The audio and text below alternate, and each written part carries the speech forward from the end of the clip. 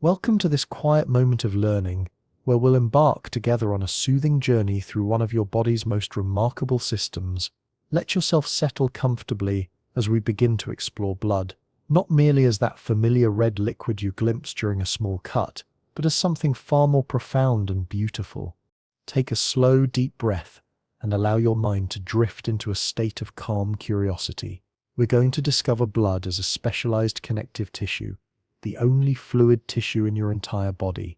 This may seem like a simple distinction, but it reveals something extraordinary about the substance flowing through you right now. While other connective tissues like bone, cartilage, and the fibrous networks that hold your organs in place provide structure and support, blood moves. It flows, it carries, it connects every distant corner of your being in a continuous living current. Picture, if you will, blood as a vast, intricate river system. Just as mighty rivers branch into smaller streams that eventually reach the most remote valleys and meadows, your blood flows from your heart through progressively smaller vessels, eventually reaching capillaries so tiny that red blood cells must travel through them single file. This liquid foundation touches every cell in your body, creating an intimate connection between your heart and the furthest reaches of your fingertips, the depths of your organs, and even the delicate tissues behind your eyes. Let's pause here for a moment and consider the sheer volume of this remarkable fluid within you. Blood constitutes approximately 8% of your total body weight, a significant portion when you truly think about it. If you're an average-sized male, you're carrying about 5 to 6 liters of blood. If you're female, it's typically 4 to 5 liters. To help you visualize this, imagine several large water bottles, their contents transformed into this complex, living fluid that sustains every moment of your existence. Don't worry if these numbers feel overwhelming right now. We'll return to them gently throughout our journey, and they'll begin to feel familiar, like old friends. What's important now is simply appreciating the presence of this substantial volume of life-sustaining liquid within you, quietly doing its work as you rest and learn. Your blood maintains a slightly alkaline nature, with a pH that hovers between 7.35 and 7.45. This might seem like a narrow range, but it's precisely calibrated for optimal function. Think of this pH balance as a delicate dance, carefully maintained by your body's wisdom. Even slight deviations from this range would disrupt the intricate chemical processes that keep you alive, so your body works constantly and quietly to maintain this perfect balance. The temperature of your blood runs just slightly warmer than your core body temperature, typically around 38 degrees Celsius or about 100.4 degrees Fahrenheit. This extra degree of warmth comes from the gentle friction created as blood flows through countless vessels, and from the metabolic heat generated by the organs it passes through. It's a subtle reminder that blood is not a passive fluid, but an active participant in your body's thermal regulation. As we prepare to delve deeper into blood's composition and functions in the sections ahead, let this foundation settle gently in your mind. Blood is simultaneously a transport medium, carrying oxygen, nutrients, hormones, and waste products where they need to go, and a communication network, enabling distant parts of your body to coordinate with one another. It's the liquid thread that weaves through every organ system, creating the unified, harmonious functioning that is your life. Allow yourself to feel a quiet sense of wonder at this fluid foundation flowing through you right now. Every heartbeat sends fresh waves of this life-sustaining current throughout your body, delivering what your cells need and carrying away what they no longer require. This process continues as you sleep, as you wake, as you learn, a constant, faithful service that connects every part of you in perfect, quiet harmony. Let this gentle understanding prepare your mind for the deeper explorations ahead as we continue our peaceful journey through the remarkable world of blood. As we continue our peaceful journey together, let your mind settle even more deeply into this state of calm learning. We're going to explore the most abundant component of your blood, plasma, the remarkable liquid medium that makes up over half of your blood's volume and serves as the foundation for all other blood functions. Picture plasma as a serene, golden ocean within your vessels, a nutrient-rich sea in which your blood cells gently float and travel on their vital missions. This isn't merely water with a few dissolved substances. Plasma is a complex, carefully balanced solution that represents one of nature's most sophisticated transport systems. As you breathe quietly now, imagine this golden liquid flowing smoothly through your arteries and veins, carrying its precious cargo to every corner of your being. Plasma consists of approximately 90% water, but within that water lies a treasure trove of dissolved substances that make life possible. Think of plasma as your body's internal postal service, constantly in motion, never resting in its dedication to maintaining the delicate balance that keeps you alive. The remaining 10% of plasma contains proteins, nutrients, electrolytes, hormones, gases, and waste products, each component present in precisely the right concentration to support optimal cellular function. Let's begin with plasma proteins, the most abundant dissolved substances in this liquid medium. These remarkable molecules serve multiple functions, and understanding them will help you appreciate the elegant complexity of the fluid flowing through you right now. The three major categories of plasma proteins work together in perfect harmony: albumin, globulins, and fibrinogen. Albumin, the most abundant plasma protein, acts as your body's molecular sponge.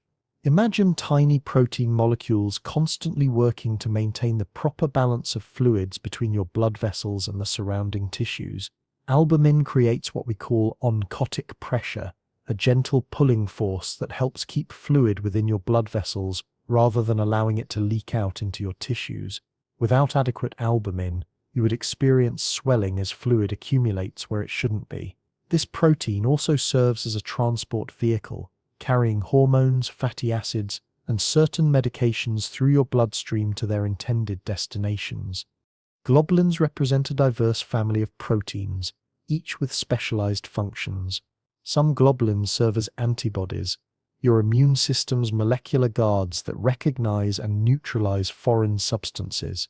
Others act as transport proteins, carefully carrying lipids, hormones, and metals through your plasma.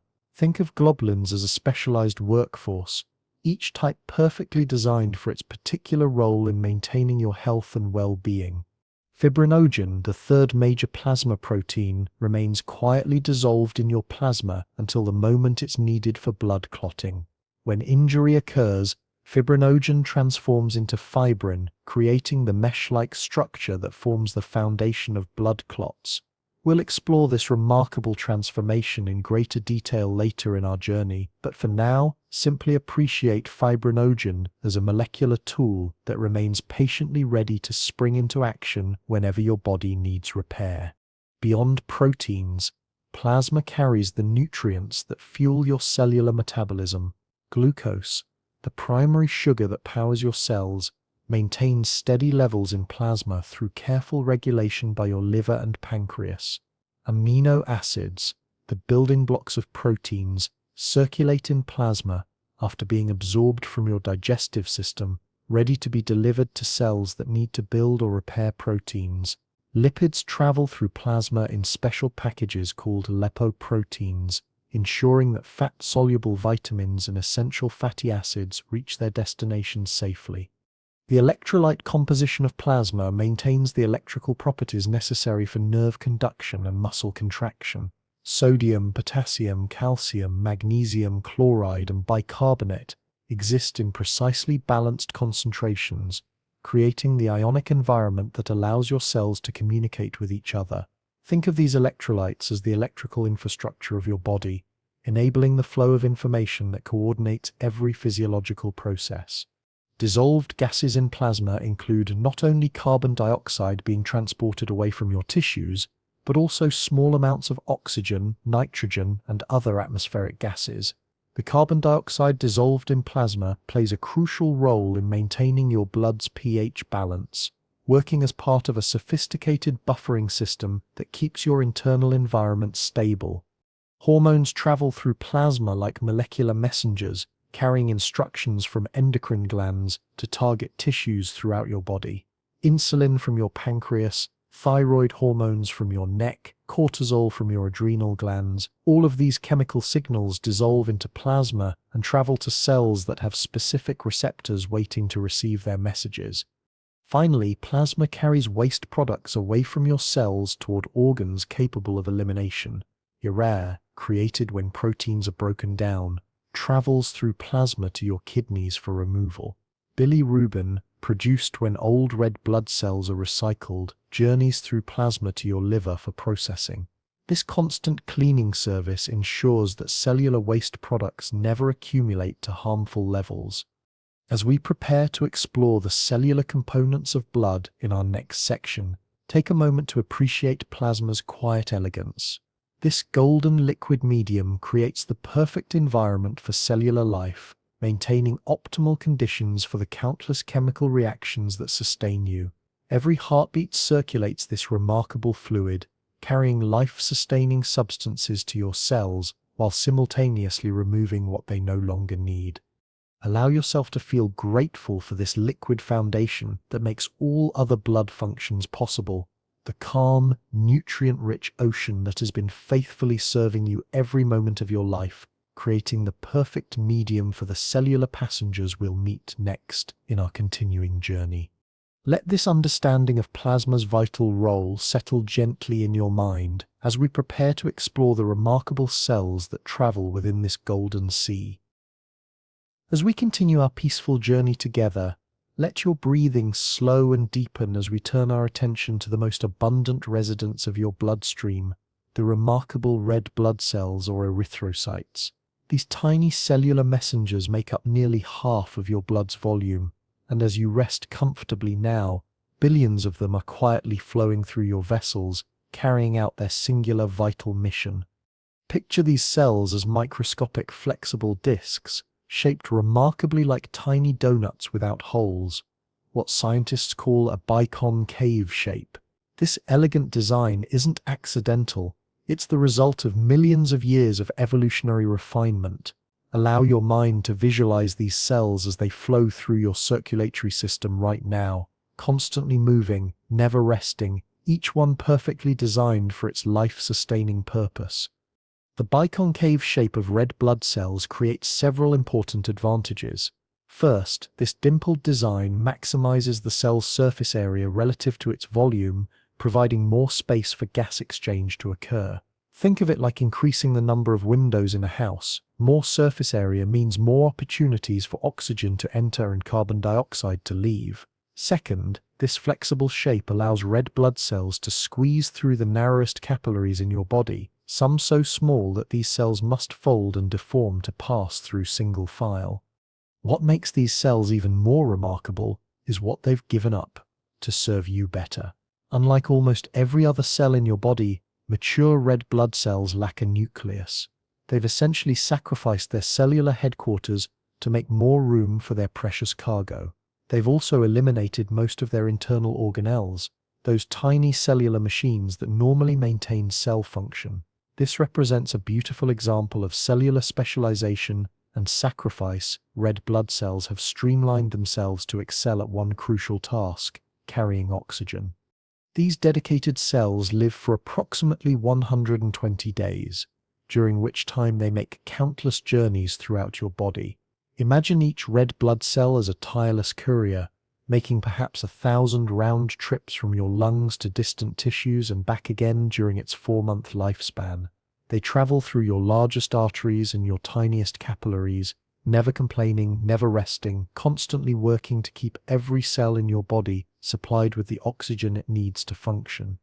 The magic that enables red blood cells to carry oxygen lies in a remarkable protein called hemoglobin. Each red blood cell contains approximately 280 million hemoglobin molecules, and each hemoglobin molecule can carry up to 4 oxygen atoms. This means that a single red blood cell can transport over 1 billion oxygen atoms, a truly staggering number when you consider that you have approximately 25 trillion red blood cells circulating through your body right now. Hemoglobin gives blood its distinctive red color, but this color actually changes depending on whether the hemoglobin is carrying oxygen or not. When hemoglobin binds with oxygen in your lungs, it creates oxyhemoglobin, which has a bright, vibrant red color. This is why arterial blood that has just picked up oxygen from your lungs, appears so brilliantly red.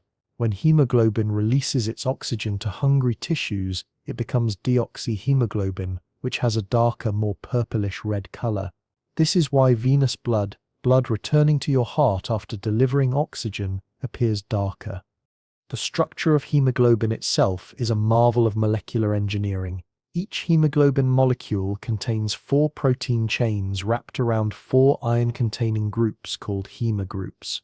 It's the iron atoms in these hemogroups that actually bind to oxygen molecules. Think of iron as nature's chosen element for this crucial task. Its unique chemical properties make it perfect for grabbing onto oxygen when it's abundant in your lungs and releasing it when it's needed in your tissues. Red blood cells are produced in your bone marrow through a process called erythropoiesis, which we'll explore more deeply later in our journey. What's important to understand now is that your body is constantly producing new red blood cells to replace those that have completed their 120-day service.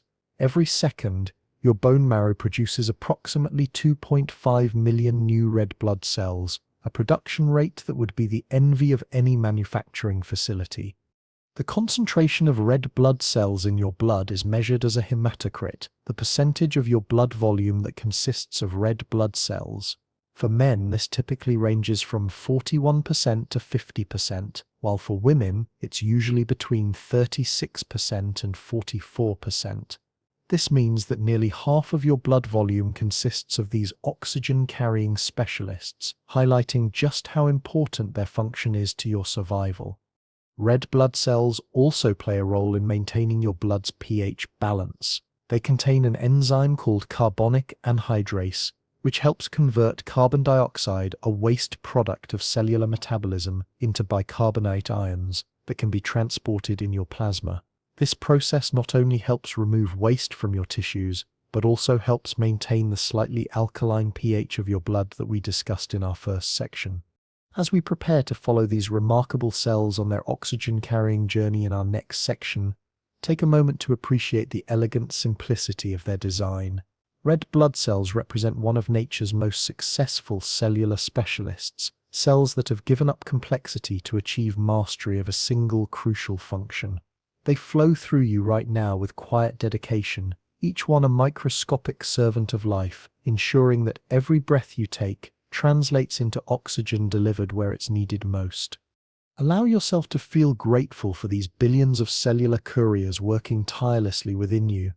Their flexible forms flowing through vessels both wide and narrow, their iron-rich cores carrying the breath of life to every corner of your being. In the next section of our gentle journey, we'll follow them on their remarkable voyage from lung to cell, understanding the beautiful process that connects your breathing with the cellular respiration happening throughout your body. Let this appreciation for these remarkable oxygen carriers settle peacefully in your mind as we prepare to witness their vital journey through your circulatory system. Let yourself sink deeper into this state of calm learning as we follow oxygen on one of nature's most essential journeys. Right now, as you breathe quietly, millions of oxygen molecules are beginning an extraordinary voyage that will take them from the air around you to the most distant cells in your body. This journey represents one of life's most fundamental processes, connecting each breath you take with the cellular respiration happening in every corner of your being. Imagine each breath you take as the beginning of countless tiny deliveries, with hemoglobin molecules acting as gentle molecular couriers. When air enters your lungs, it travels through progressively smaller passages until it reaches the alveoli, microscopic air sacs, where the magic of gas exchange occurs. Picture these alveoli as tiny delicate balloons, their thin walls creating the perfect interface between the air you've breathed and the blood flowing through your pulmonary capillaries. The moment oxygen crosses from your lungs into your bloodstream, it encounters red blood cells loaded with hemoglobin molecules, eagerly waiting to receive their precious cargo. This binding process is remarkably gentle and reversible. Oxygen doesn't become permanently attached to hemoglobin, but rather forms a loose, temporary association that can be easily released when and where it's needed most. When oxygen binds to the iron atoms within hemoglobin, something beautiful happens. The iron changes its electronic structure slightly, and this change is what creates the brilliant red color of arterial blood. Think of this color change as hemoglobin's way of announcing that it's fully loaded and ready for its delivery mission. Each hemoglobin molecule can carry up to 4 oxygen atoms, and when fully saturated, your arterial blood becomes that vibrant, life-affirming red that symbolizes vitality and health. As oxygen-rich blood leaves your lungs, it begins its journey through your arterial system. Your heart serves as the central pumping station, sending this freshly oxygenated blood through your aorta, your body's main highway, and then into progressively smaller arteries that branch like a vast tree throughout your body. The pressure created by your heart's contraction propels this oxygen-rich blood toward tissues that are constantly consuming oxygen for their metabolic processes. The remarkable thing about hemoglobin is how intelligently it releases its oxygen cargo. This release isn't random, it's precisely controlled by the local conditions in your tissues. In areas where cells are working hard and consuming lots of oxygen, the environment becomes slightly more acidic, the temperature may rise slightly, and carbon dioxide levels increase. These changes signal to hemoglobin that oxygen is needed here, and it responds by releasing its precious cargo more readily. This process, known as the Bohr effect, represents one of nature's most elegant feedback systems.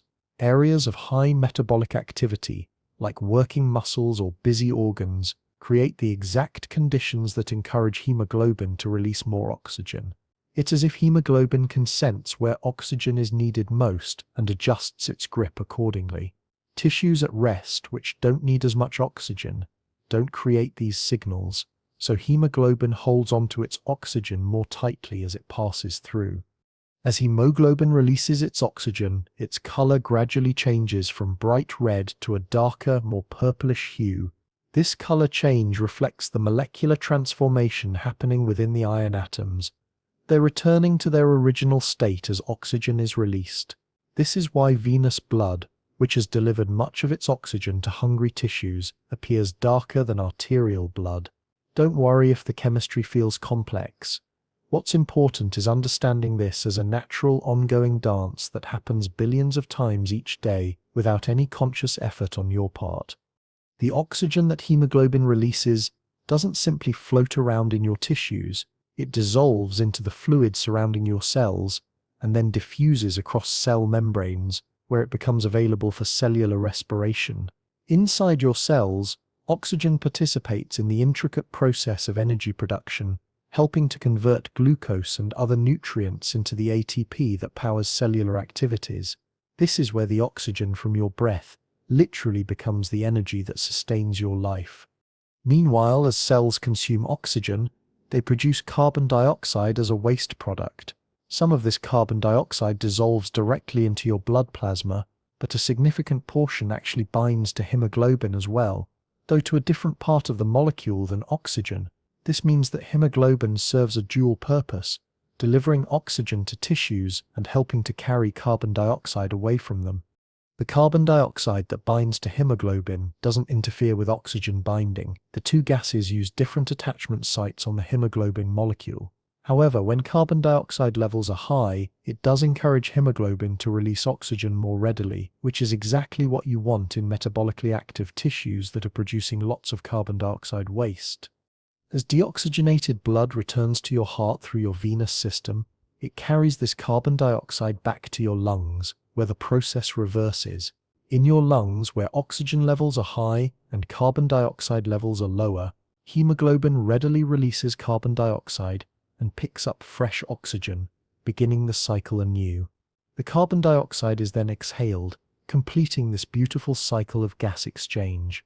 This entire process represents one of life's most fundamental exchanges, connecting your breathing with the cellular respiration happening throughout your body.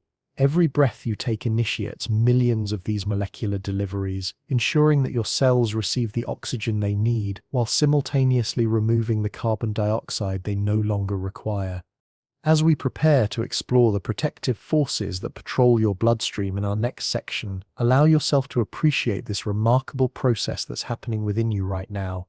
With each gentle breath you take, you're initiating countless molecular journeys, each one essential to maintaining the cellular activities that sustain your life. This process continues whether you're awake or asleep, active or at rest, a constant, faithful exchange that connects the air around you with the most intimate processes of cellular life. Let this understanding of oxygen's vital journey settle peacefully in your mind as we prepare to meet the guardian cells that protect this precious transport system.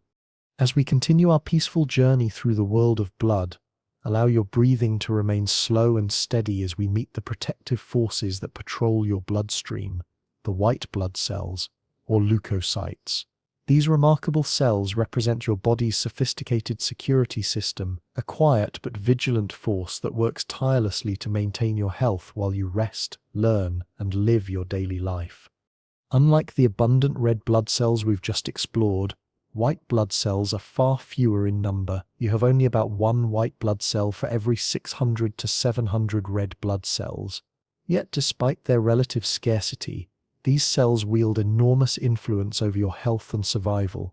Think of them as an elite security force rather than a large army, small in number but highly trained and incredibly effective at their specialized roles. White blood cells differ fundamentally from red blood cells in several important ways. While red blood cells gave up their nuclei to make room for oxygen-carrying hemoglobin, white blood cells retain their cellular command centers, allowing them to respond to changing situations, communicate with other cells, and even reproduce when needed.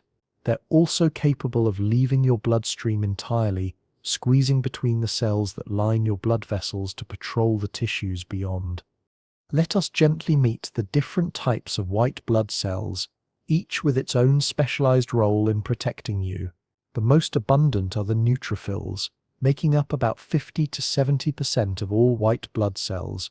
Picture these cells as your body's first responders, the cellular equivalent of emergency medical technicians who arrive quickly at sites of infection or injury. Neutrophils live relatively short lives, only about 6 to 8 hours in your bloodstream, but they're constantly being replenished from your bone marrow. When bacteria invade your tissues, or when you suffer an injury, neutrophils are among the first immune cells to arrive at the scene. They can engulf and destroy bacteria through a process called phagocytosis, literally meaning cell eating. Imagine these cells as microscopic cleanup crews, patrolling your body and removing harmful invaders and cellular debris. When neutrophils encounter something that shouldn't be there, they sacrifice themselves in the process of neutralizing the threat, forming what we commonly recognize as pus. Next, we meet the lymphocytes, which make up about 20 to 30% of your white blood cells. These cells represent your body's intelligence network and specialized forces. There are several types of lymphocytes, but the two most important are B cells and T cells. B cells function like biological weapons manufacturers, producing antibodies, specialized proteins designed to recognize and neutralize specific threats. When a B cell encounters a foreign substance, it can transform into a plasma cell that produces thousands of identical antibodies, each precisely designed to target that particular invader. T cells serve multiple roles in your immune system. Some T cells, called helper T cells, coordinate immune responses by communicating with other immune cells and helping to activate them. Think of helper T cells as battlefield commanders, assessing threats and directing other immune forces to respond appropriately. Other T cells, called cytotoxic T cells, directly attack cells that have been infected by viruses or have become cancerous. These cellular assassins can recognize when your own cells have been compromised and eliminate them before they can cause further harm. What makes lymphocytes particularly remarkable is their memory. Once they've encountered a specific threat, some lymphocytes transform into memory cells that remain in your system for years, sometimes for your entire life. These memory cells allow your immune system to respond much more quickly and effectively if the same threat appears again. This is the principle behind vaccination and why you typically only get diseases like chickenpox once. Monocytes, making up about 4 to 8% of white blood cells, are the largest of the white blood cells circulating in your bloodstream. Think of monocytes as traveling supervisors who patrol your circulatory system but can transform when needed. When monocytes leave your bloodstream and enter tissues, they mature into macrophages, literally meaning big eaters. These large cells serve as both cleanup crews and antigen processors, engulfing cellular debris, dead cells, and foreign particles, while also breaking down complex substances into smaller pieces that other immune cells can recognize and respond to. Macrophages also play crucial roles in tissue repair and maintenance. They help remove damaged cells after injury, clear away old red blood cells that have completed their 120-day lifespan, and even assist in the remodeling of tissues during healing. Picture them as gentle but thorough janitors, constantly working to keep your tissues clean and functional. The remaining white blood cells, eosinophils and basophils, make up only small percentages of your total white blood cell count, but they have specialized roles that become crucial under certain circumstances. Eosinophils are particularly important in defending against parasitic infections and are often elevated in people with allergies or asthma. Basophils release histamine and other inflammatory mediators, playing important roles in allergic reactions and the inflammatory response. Unlike red blood cells, which live for about 120 days, white blood cells have varying lifespans depending on their type and function. Some neutrophils live only hours, while certain memory lymphocytes can survive for decades. This variation reflects their different roles. Short-lived cells like neutrophils are designed for immediate response and are constantly being replenished, while long-lived memory cells provide lasting protection based on past encounters with threats. White blood cells also differ from red blood cells in their movement patterns. While red blood cells simply flow with the current of your bloodstream, white blood cells can move independently, changing shape and squeezing through tissue spaces to reach areas where they're needed. They can follow chemical signals that lead them to sites of infection or injury, a process called chemotaxis, chemical attraction that guides these cellular guardians exactly where they need to go. As we prepare to explore the smallest cellular components of blood in our next section, take a moment to appreciate these microscopic protectors working within you right now. They patrol your bloodstream and tissues with quiet diligence, ready to respond to threats you may never even notice. Some are destroying harmful bacteria, others are producing antibodies against potential future threats, and still others are cleaning up cellular debris and maintaining the health of your tissues. Allow yourself to feel grateful for this sophisticated security system that requires no conscious direction from you.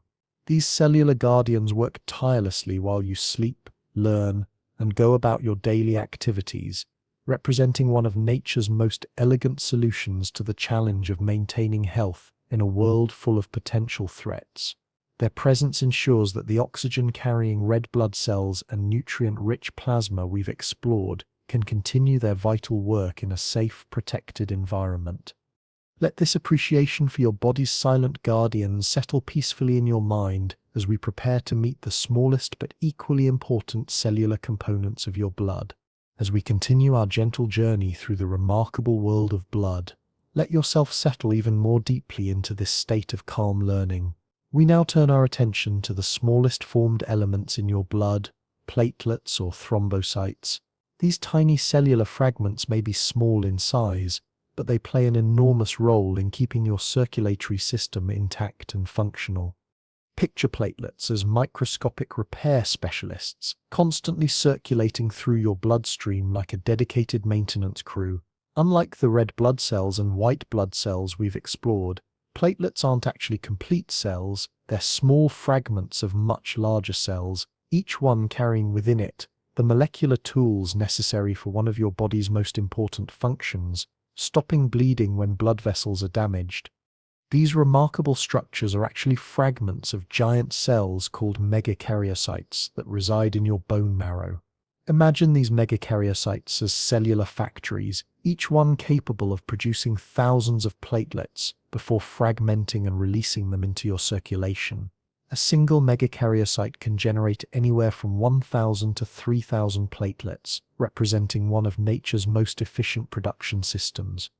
Once released into your bloodstream, platelets have a relatively short lifespan of about 8 to 10 days. During this time, they circulate quietly through your vessels, maintaining a state of readiness that allows them to spring into action the moment they're needed. Think of them as molecular first aid kits, each one containing the essential components needed to begin the healing process when injury occurs. Under normal circumstances, platelets remain inactive as they flow through your bloodstream. They're smooth and disc-shaped, similar to red blood cells but much smaller, so small that you could fit about 20 platelets across the diameter of a single red blood cell. This small size allows them to flow easily through even the tiniest capillaries while remaining ready to respond instantly to vascular damage. The moment platelets encounter damaged blood vessel walls, they undergo a remarkable transformation.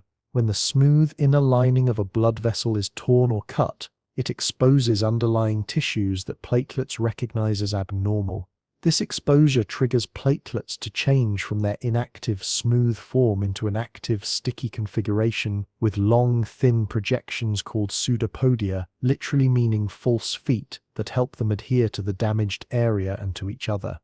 This activation process represents one of your body's most rapid emergency responses. Within seconds of encountering damage, platelets begin to stick to exposed collagen fibers in the blood vessel wall, forming what's called a platelet plug.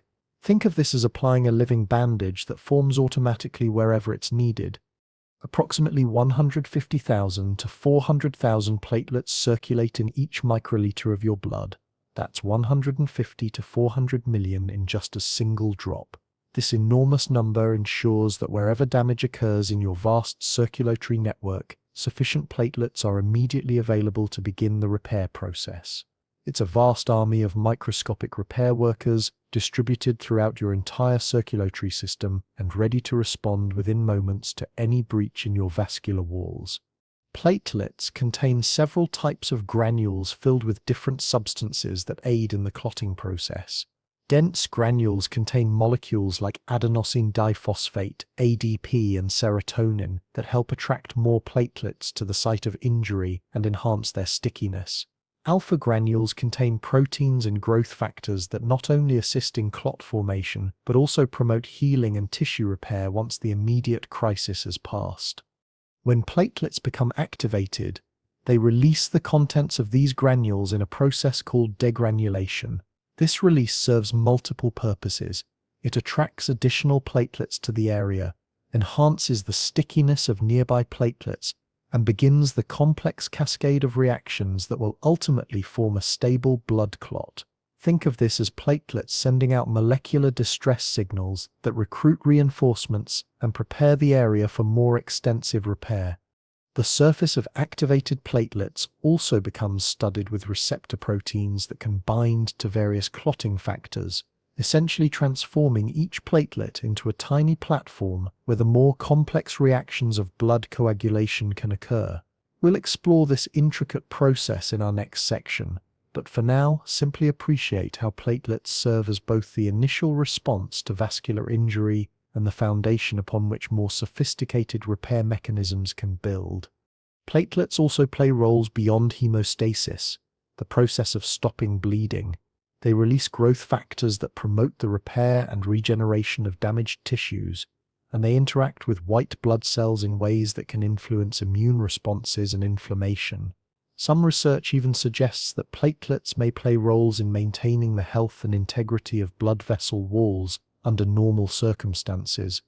The production and regulation of platelets is carefully controlled by your body through hormones like thrombopoietin, which stimulates megakaryocyte production in your bone marrow when platelet levels drop. This ensures that you maintain adequate numbers of these cellular repair specialists at all times, ready to respond to both minor everyday injuries and more significant vascular damage. As we prepare to explore the orchestrated process of hemostasis in our next section, take a moment to appreciate these tiny fragments working within you right now. They flow silently through your circulation, smaller than your other blood cells, yet carrying within them the essential tools for maintaining the integrity of your entire circulatory system. Every small cut that stops bleeding, Every minor injury that heals without significant blood loss represents the successful work of these microscopic healers. Allow yourself to feel grateful for these dedicated cellular fragments that require no conscious direction from you, yet stand ready to protect you from blood loss every moment of every day. Their presence ensures that the complex transport systems we've explored, the oxygen-carrying red blood cells, the protective white blood cells, and the life-sustaining plasma, can continue their vital work within the secure environment of intact blood vessels. Let this appreciation for these gentle healers settle peacefully in your mind as we prepare to witness the remarkable orchestrated response that occurs when your vascular system needs repair.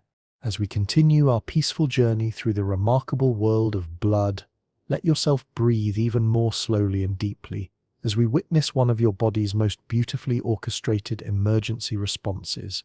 We're going to explore hemostasis, the elegant three-step process that stops bleeding when blood vessels are injured. Think of this as a perfectly choreographed molecular symphony that begins playing the moment any part of your circulatory system experiences damage. This process happens so seamlessly and automatically that you rarely notice the constant maintenance work occurring within your body. Every small cut that stops bleeding, every minor bump that doesn't result in significant blood loss, these represent the successful coordination of multiple biological systems working together in perfect harmony. Allow your mind to settle into appreciating this remarkable process that protects the precious fluid we've been exploring together. The three phases of hemostasis unfold like movements in a classical symphony, each building upon the previous one while maintaining the overall theme of protection and repair. These phases are vascular spasm, platelet plug formation, and coagulation, each one essential, each one precisely timed, and each one contributing to the successful preservation of your circulatory integrity. The first movement, vascular spasm. When a blood vessel is injured, the very first response occurs within seconds before platelets can even reach the scene, before any clotting factors can be activated. The smooth muscle cells that surround your blood vessels immediately contract, creating what we call a vascular spasm. Picture this as your blood vessel's immediate defensive reaction, like reflexively pulling your hand away from something hot. This contraction serves several important purposes. First, it directly reduces the diameter of the damaged vessel, immediately decreasing blood flow through the injured area. Think of this as pinching a garden hose to reduce the water flow. The same principle applies to your blood vessels. This vasoconstriction can be so effective that very small cuts may stop bleeding entirely during this phase, buying precious time for the more sophisticated repair mechanisms to begin their work. The vascular spasm also brings the edges of damaged tissue closer together, making it easier for platelets to form an effective seal and for the later stages of clotting to create a stable repair. This response can last anywhere from several minutes to several hours, depending on the extent of the injury and the size of the blood vessel involved. What triggers this immediate response? The injury itself causes the release of chemicals from damaged tissues, and the smooth muscle cells in blood vessel walls respond to these signals by contracting. Additionally, platelets that begin arriving at the scene release substances like serotonin and thromboxane A2, which further enhance and maintain the vascular spasm. It's as if your body has multiple backup systems, ensuring that this first line of defense remains active long enough for reinforcements to arrive. The second movement, platelet plug formation. While the vascular spasm provides immediate damage control, the second phase of hemostasis involves the platelets we met in our previous section. These tiny cellular fragments quickly transform from passive passengers in your bloodstream into active participants in vascular repair. When platelets encounter the exposed collagen fibers and other substances normally hidden beneath the smooth inner lining of blood vessels, they undergo the remarkable transformation we discussed earlier. The process begins with platelet adhesion, individual platelets sticking to the damaged vessel wall. This adhesion is mediated by a protein called von Willebrand factor, which acts like molecular glue, helping platelets attach firmly to exposed collagen. Think of von Willebrand factor as creating tiny molecular bridges that allow platelets to gain a firm foothold on the damaged vessel wall, even in areas where blood flow might otherwise wash them away. Once platelets adhere to the injury site, they become activated and begin to change shape, extending those thin projections called pseudopodia that we mentioned earlier. These projections help platelets spread across the damaged area and begin to stick to each other in a process called platelet aggregation. As more platelets arrive and become activated, they release chemical signals that attract even more platelets, creating a positive feedback loop that rapidly builds a platelet plug at the site of injury. The activated platelets also release adenosine diphosphate, ADP, from their dense granules, which makes nearby platelets more sticky and more likely to aggregate. They also release thromboxane 2, which not only enhances platelet aggregation but also helps maintain the vascular spasm we discussed in the first phase. This represents beautiful biological coordination, each phase of hemostasis supporting and enhancing the others. Within minutes, this growing mass of activated platelets can effectively seal small breaks in blood vessels. For tiny injuries like those caused by normal wear and tear on your capillaries, this platelet plug may be sufficient to stop bleeding entirely. However, for larger injuries, this plug serves as the foundation for the third and most complex phase of hemostasis. The third movement, the coagulation cascade. The final phase of hemostasis involves the transformation of the temporary platelet plug into a stable, permanent clot through the process of coagulation. This represents one of biology's most intricate molecular cascades, involving more than a dozen different proteins called clotting factors that work together like a precisely choreographed assembly line. Think of coagulation as your body's way of reinforcing the temporary repair created by the platelet plug. While the platelet plug can stop bleeding quickly, it's relatively fragile and temporary. The coagulation cascade creates a mesh of strong protein fibers that traps blood cells and creates a stable, long-lasting seal that can withstand the normal pressures and movements of daily life. The coagulation cascade can be initiated through two pathways, the intrinsic pathway and the extrinsic pathway. But both pathways converge on a common final sequence that ultimately converts the soluble plasma protein fibrinogen into insoluble fibrin fibers. Don't worry about memorizing these pathway names. What's important is understanding that your body has multiple ways to trigger this life-saving process, ensuring that clotting can begin even if one pathway is compromised. The extrinsic pathway is triggered when tissue factor, a protein normally hidden inside cells, is exposed to blood due to tissue damage. This pathway provides a rapid response to injury and is the primary mechanism for initiating clotting in most bleeding situations. The intrinsic pathway can be activated by contact with foreign surfaces or damaged blood vessel walls and serves as a backup system that can maintain clotting even when tissue factor levels are low.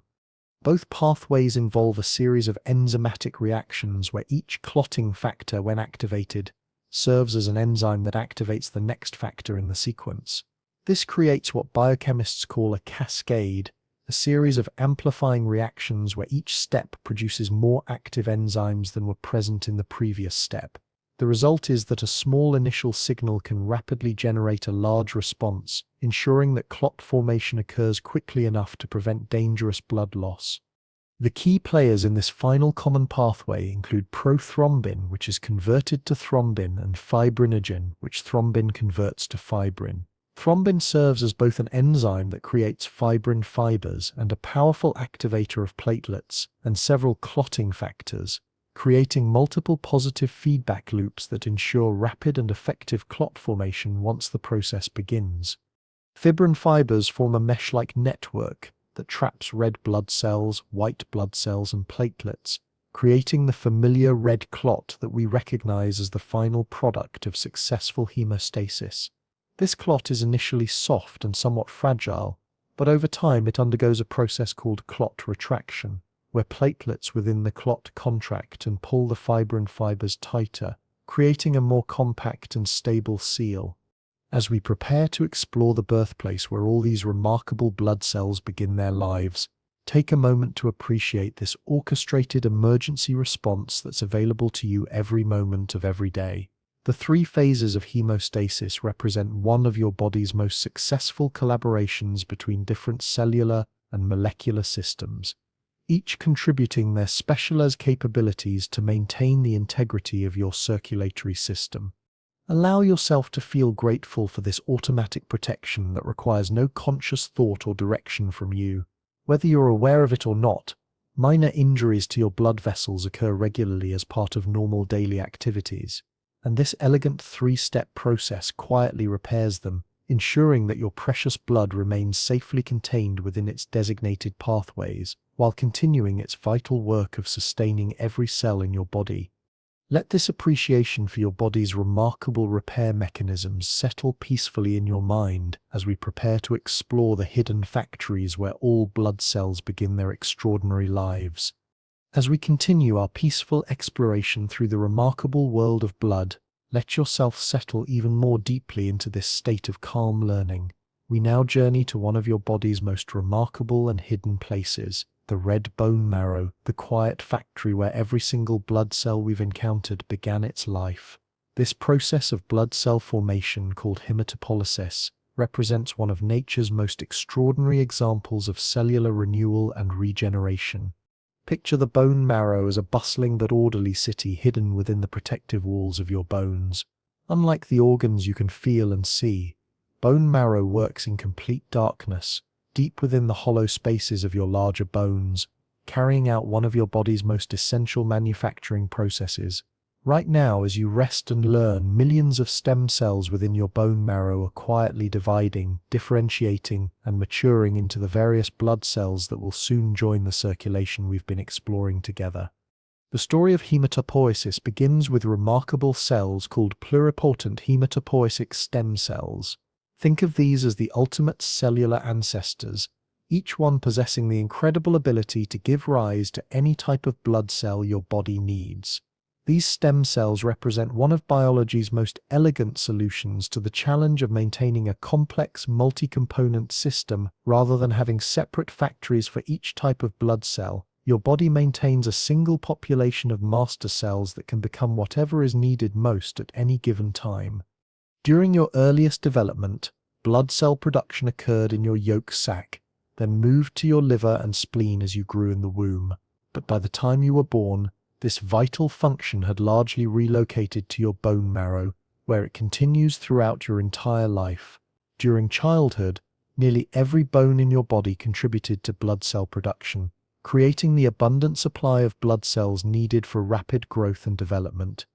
As you matured into adulthood, this blood-forming activity became more selective, concentrating primarily in the larger bones of your body. Your vertebrae, sternum, ribs, pelvis, and the upper portions of your arm and leg bones now serve as the primary sites of hematopoiesis. These bones contain red bone marrow, which maintains its blood-forming capability throughout life, while many of your smaller bones have transitioned to yellow bone marrow, which consists primarily of fat cells and serves more as an energy reserve. The microenvironment within red bone marrow creates the perfect conditions for blood cell development. Specialized support cells create what scientists call hematopoietic niches, tiny neighborhoods within the bone marrow where stem cells can either remain dormant, waiting for future needs, or begin the process of differentiation into mature blood cells. These niches provide not only physical support, but also the chemical signals that guide stem cell behavior, ensuring that your body produces exactly the right types and numbers of blood cells to meet current demands. The process of hematopoiesis follows orderly pathways that branch like a family tree from those original pluripotent stem cells. The first major branch point creates two distinct lineages, myeloid stem cells and lymphoid stem cells. Don't worry about memorizing these terms. Instead, allow yourself to appreciate this as nature's way of organizing the complex task of producing multiple different cell types from a single source. The myeloid lineage gives rise to red blood cells, platelets, and most types of white blood cells including neutrophils, eosinophils, basophils, and monocytes. This pathway represents the source of the oxygen-carrying specialists, the gentle healers and many of the protective guardians we've already met in our journey. Each step in this differentiation process involves stem cells becoming progressively more specialized, gradually losing their ability to become other cell types while gaining the specific characteristics they'll need for their eventual functions. Erythropoiesis, the production of red blood cells, begins when myeloid stem cells receive signals indicating that oxygen-carrying capacity needs to be increased. A hormone called erythropoietin, produced primarily by your kidneys, serves as the primary signal for red blood cell production. When your kidneys detect that oxygen levels in your blood are lower than optimal, they release more erythropoietin, which travels through your bloodstream to your bone marrow and stimulates increased red blood cell production. The journey from stem cell to mature red blood cell takes approximately 7 days and involves several distinct stages. Early in this process, the developing cells retain their nuclei and other cellular organelles, actively producing the hemoglobin that will soon become their primary cargo. As development progresses, these cells gradually lose their nuclei and most of their internal structures, transforming into the streamlined oxygen carriers we explored earlier. The final step involves the cells squeezing through tiny pores in bone marrow blood vessels, entering the circulation as reticulocytes, young red blood cells that will complete their maturation during their first day or two in the bloodstream. The production of white blood cells follows similarly orderly pathways, but with more complexity due to the variety of different white blood cell types needed. Granulopolysis produces neutrophils, eosinophils, and basophils, the white blood cells that contain specialized granules filled with different substances for different protective functions. Monocytopolysis creates the monocytes that will later mature into macrophages in your tissues. The lymphoid lineage follows a somewhat different pattern, giving rise to the various types of lymphocytes we met earlier: B cells, T cells, and natural killer cells. Interestingly, while B cells complete their development within the bone marrow, T cells migrate to your thymus gland to complete their maturation. This represents one of the beautiful examples of cooperation between different organs in creating your immune system's capabilities. Thrombopolysis, the production of platelets, involves perhaps the most unusual process in hematopoiesis. Rather than producing individual cells that then mature, this pathway creates enormous cells called megakaryocytes, some of the largest cells in your bone marrow. These giant cells then fragment, releasing thousands of platelet fragments into your circulation. A single megakaryocyte can produce 1,000 to 3,000 platelets, representing a remarkably efficient manufacturing process. The regulation of hematopoiesis involves a complex network of growth factors, hormones, and cellular signals that ensure your body produces exactly what it needs when it needs it. If you develop an infection, signals from your immune system stimulate increased production of neutrophils and other infection-fighting cells. If you experience blood loss, erythropoietin levels rise to increase red blood cell production. If your platelet count drops, thrombopoietin stimulates increased megakaryocyte production. This regulatory system also includes negative feedback mechanisms that prevent overproduction of blood cells. When sufficient numbers of any particular cell type are present in circulation, they send signals back to the bone marrow to slow production, maintaining the delicate balance that keeps your blood composition optimal for current needs. The bone marrow environment also serves as a reservoir for stem cells, maintaining populations of dormant stem cells that can be activated during times of extreme need. This reserve capacity ensures that even under conditions of severe stress or injury, your body retains the ability to regenerate its blood supply.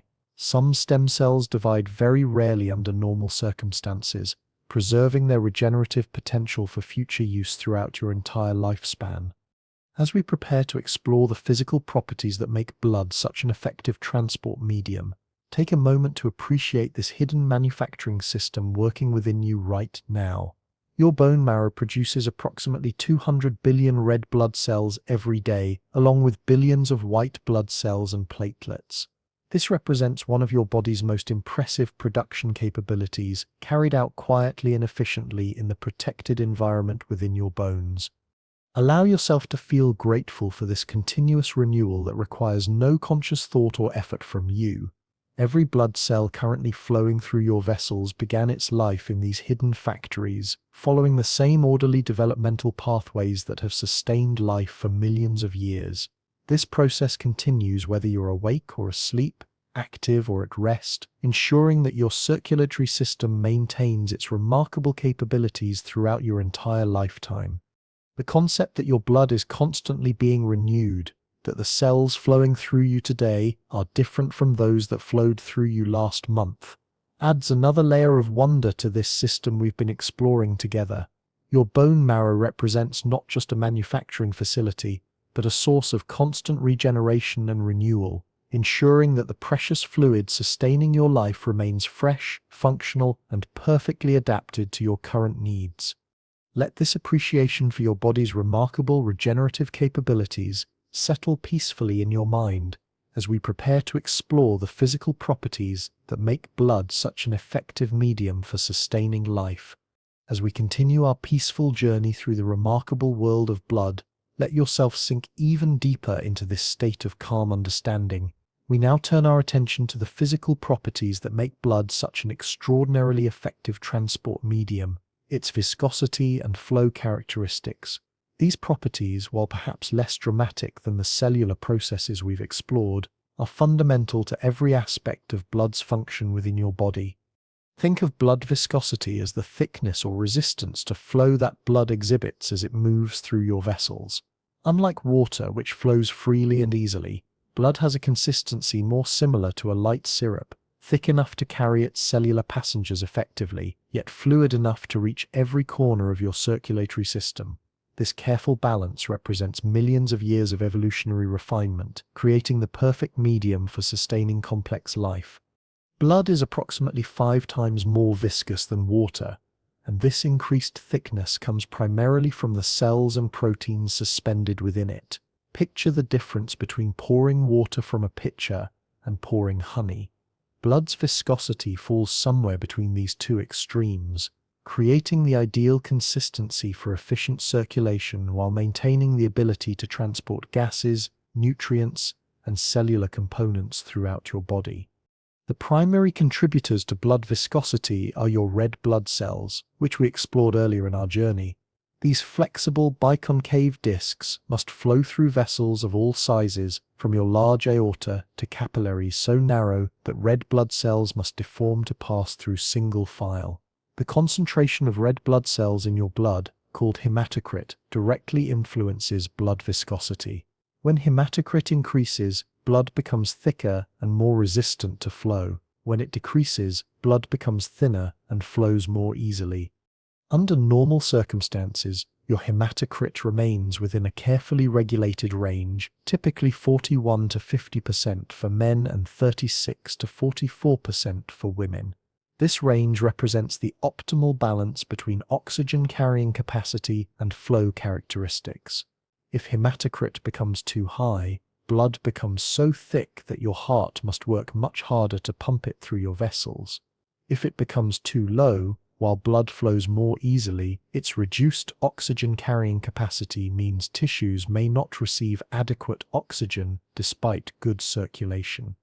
Plasma proteins also contribute significantly to blood viscosity. The albin, globulins, and fibrinogen we discussed earlier don't just perform their specific transport and protective functions, they also influence how easily blood flows through your vessels. Higher protein concentrations increase viscosity, while lower concentrations decrease it. This is why conditions that affect protein levels can have subtle but important effects on circulation. Temperature plays a fascinating role in blood viscosity, and understanding this helps explain some of your body's responses to different environmental conditions. As temperature increases, blood viscosity decreases, blood becomes thinner and flows more easily when warm. Conversely, as temperature drops, blood becomes more viscous and resistant to flow. This is why your extremities, fingers, toes, nose can feel cold and may appear pale in cold weather. The increased viscosity of cooler blood makes it more difficult to maintain robust circulation to these distant areas. Your body maintains blood temperature at approximately 38 degrees Celsius, about 100.4 degrees Fahrenheit, which is roughly 1 degree warmer than your core body temperature. This slight temperature elevation results partly from the friction generated as blood flows through your vessels, and partly from the metabolic heat produced by organs that blood passes through, particularly your liver and muscles during activity. This elevated temperature helps maintain optimal blood viscosity for efficient circulation. Dehydration has a profound impact on blood viscosity, demonstrating the crucial importance of adequate fluid intake for cardiovascular health. When you become dehydrated, your blood volume decreases, but the cellular and protein components remain the same, effectively concentrating your blood and increasing its viscosity. Picture trying to pour thick honey versus thin honey. Dehydrated blood becomes more difficult for your heart to pump, requiring greater effort to maintain the same circulation. This is why proper hydration supports cardiovascular function so effectively. When you're well hydrated, your blood maintains optimal viscosity, flowing smoothly and efficiently throughout your circulatory system. Your heart doesn't have to work as hard, and circulation to all tissues remains robust. The simple act of drinking adequate water represents one of the most direct ways you can support the physical properties that make blood an effective transport medium. The flow characteristics of blood also exhibit fascinating properties that differ significantly from simple fluids like water.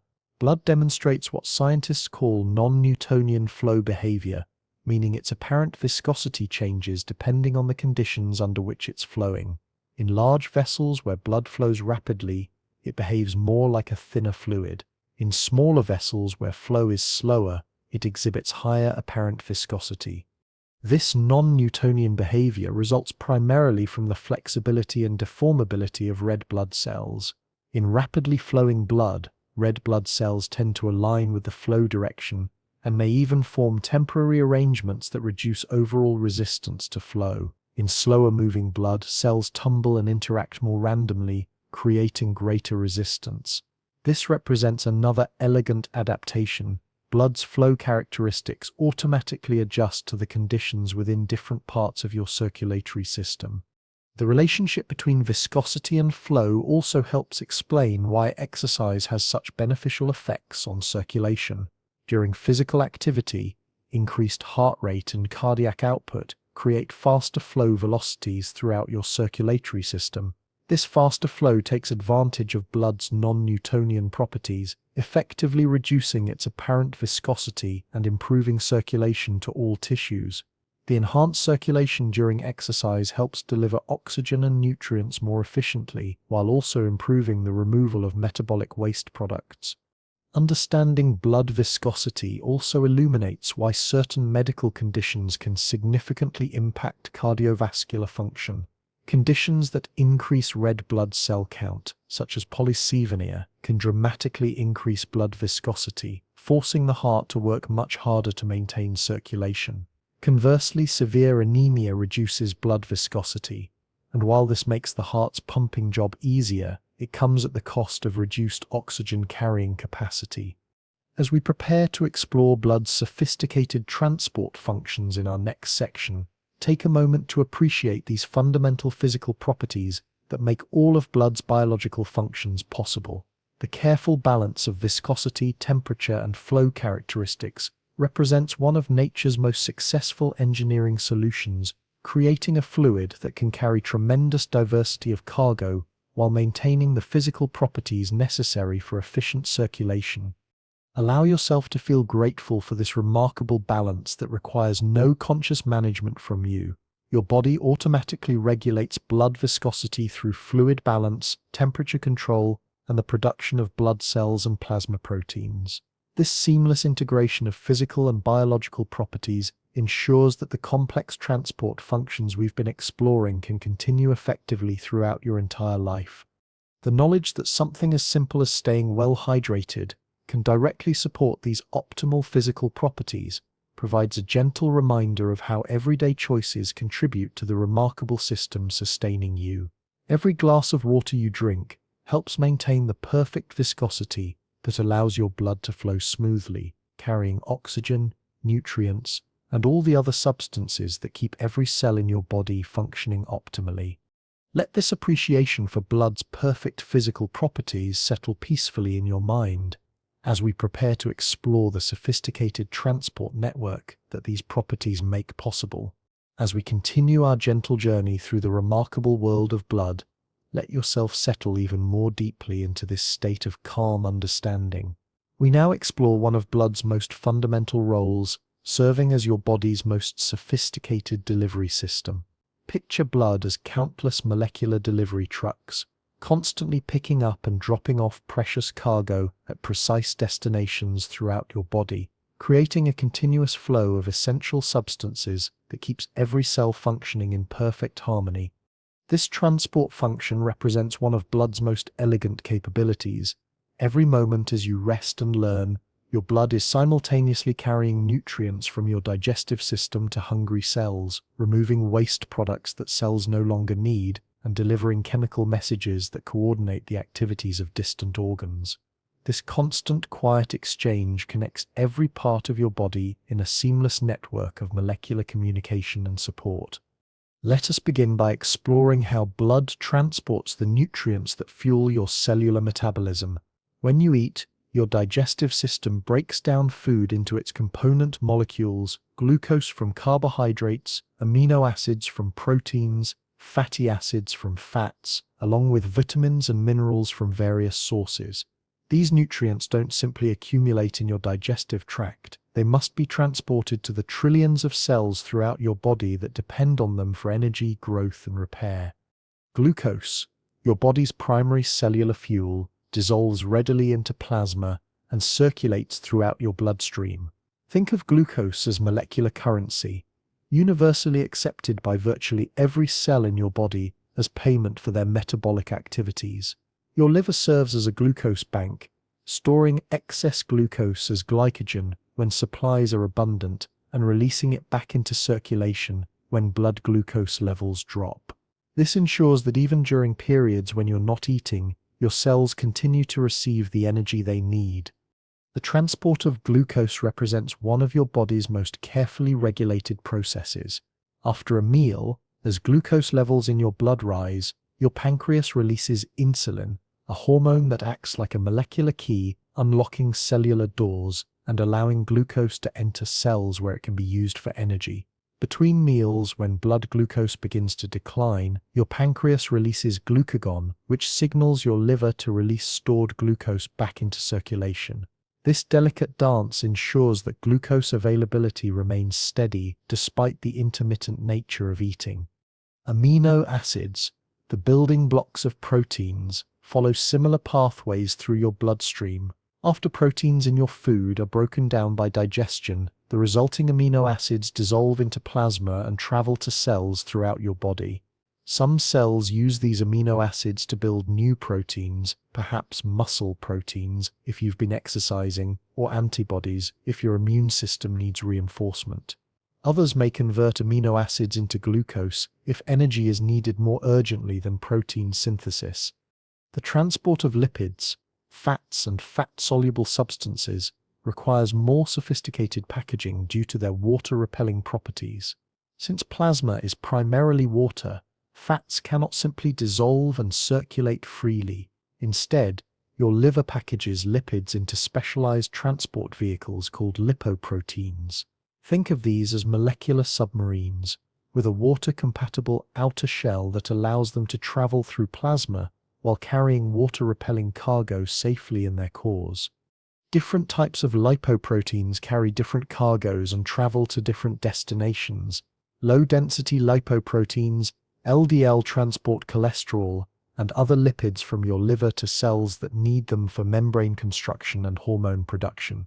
High-density lipoproteins, HDL, perform the reverse journey, collecting excess cholesterol from tissues and transporting it back to your liver for processing.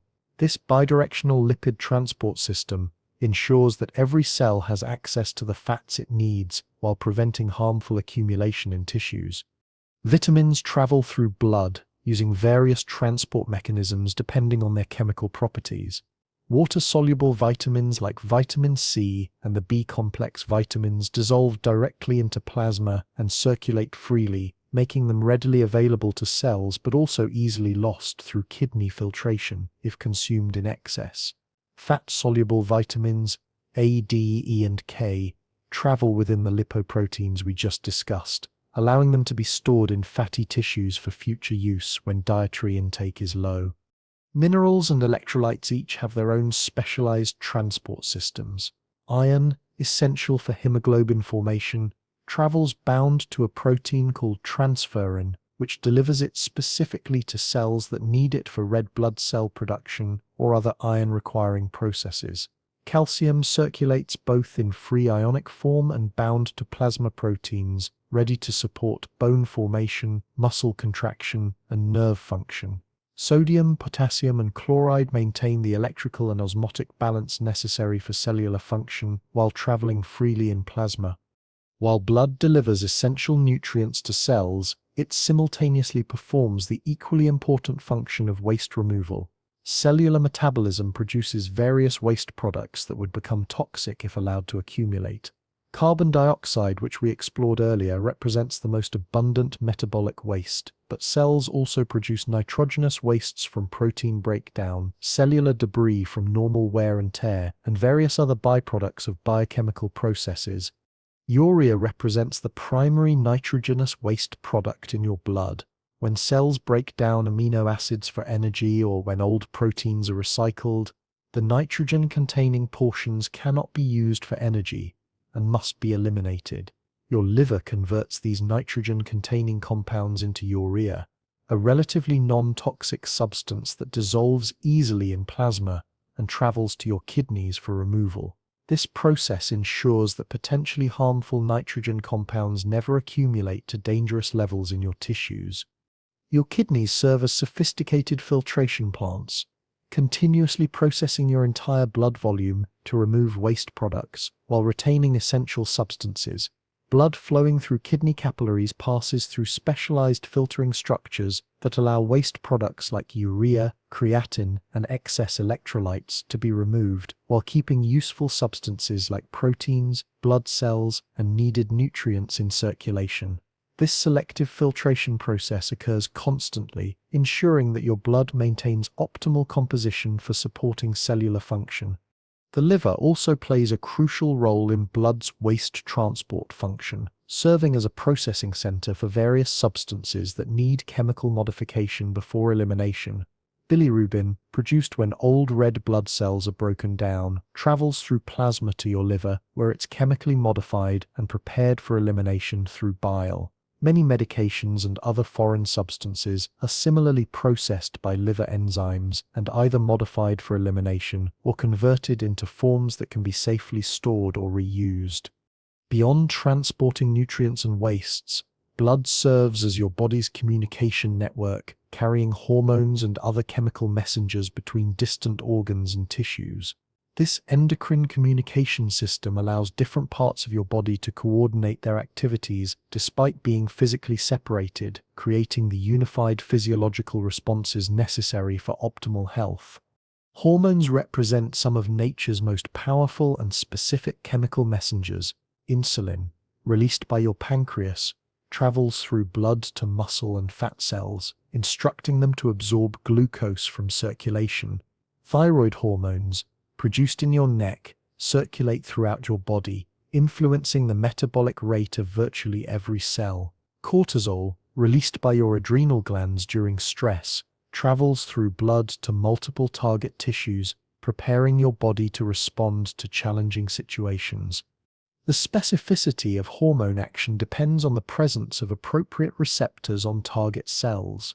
Think of hormones as molecular keys and cellular receptors as locks. Each hormone can only influence cells that have the correct receptor, ensuring that chemical messages reach only their intended destinations. This system allows precise communication between organs while preventing unintended effects on tissues that shouldn't respond to particular signals. Some chemical messengers work locally rather than systemically, but blood still plays important roles in their transport and distribution.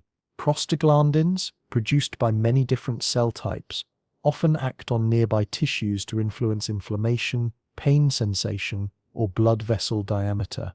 While these substances typically don't travel far through circulation, blood flow determines how quickly they can reach their local targets and how effectively they can be cleared away once their work is complete. Blood also transports dissolved gases beyond just oxygen and carbon dioxide. Small amounts of nitrogen, normally inert, dissolve in blood and generally cause no problems. However, understanding this transport helps explain conditions like decompression sickness in deep-sea divers, where rapid pressure changes can cause dissolved nitrogen to form bubbles in blood and tissues. The transport of various substances through blood requires careful regulation to maintain optimal concentrations for cellular function. Too much glucose can damage blood vessels and organs. Too little can deprive cells of needed energy. Too much sodium can disrupt cellular function and blood pressure. Too little can cause dangerous muscle and nerve problems. Your body maintains elaborate feedback systems that continuously monitor blood composition and adjust the transport, production, and elimination of various substances to maintain optimal balance. As we prepare to explore blood's role in temperature regulation, take a moment to appreciate this sophisticated transport network operating within you right now. Every heartbeat circulates this molecular delivery system, ensuring that nutrients reach hungry cells, wastes are removed before they can cause harm, and chemical messages coordinate the activities of your organs and tissues. This process continues whether you're awake or asleep, active or at rest, representing one of your body's most fundamental and essential services. Allow yourself to feel grateful for this constant, quiet exchange that requires no conscious thought or management from you. The nutrients from your last meal are being delivered precisely where they're needed, while metabolic wastes are being efficiently removed. Hormones are carrying messages between organs, coordinating responses that keep your internal environment stable and optimal for life. This remarkable transport network ensures that every cell in your body remains connected to the resources it needs and the communication systems that coordinate your physiological functions. Let this appreciation for blood's sophisticated delivery system settle peacefully in your mind as we prepare to explore how this same remarkable fluid helps maintain your body temperature within the narrow range necessary for optimal cellular function. As we continue our peaceful journey through the remarkable world of blood, let yourself breathe even more slowly and deeply as we explore one of blood's most essential yet often overlooked functions, serving as your body's internal thermostat. This warming exploration reveals how blood continuously maintains your body temperature within the narrow range necessary for optimal cellular function, creating a stable thermal environment that allows the complex biochemical processes of life to continue regardless of external conditions. Picture blood as a liquid heating and cooling system, constantly flowing through your body like warm rivers, carrying thermal energy from areas where heat is produced to areas where it's needed or can be released. This isn't a simple process of moving warm liquid around. It represents one of nature's most sophisticated temperature regulation systems, operating automatically and precisely to maintain the thermal stability that complex life requires. Your body generates heat continuously through cellular metabolism. Every chemical reaction that occurs within your cells, the breakdown of glucose for energy, the synthesis of proteins, the contraction of muscles, produces heat as a byproduct. This metabolic heat production is particularly intense in organs like your liver, which performs hundreds of different chemical processes simultaneously, and your skeletal muscles, especially during physical activity.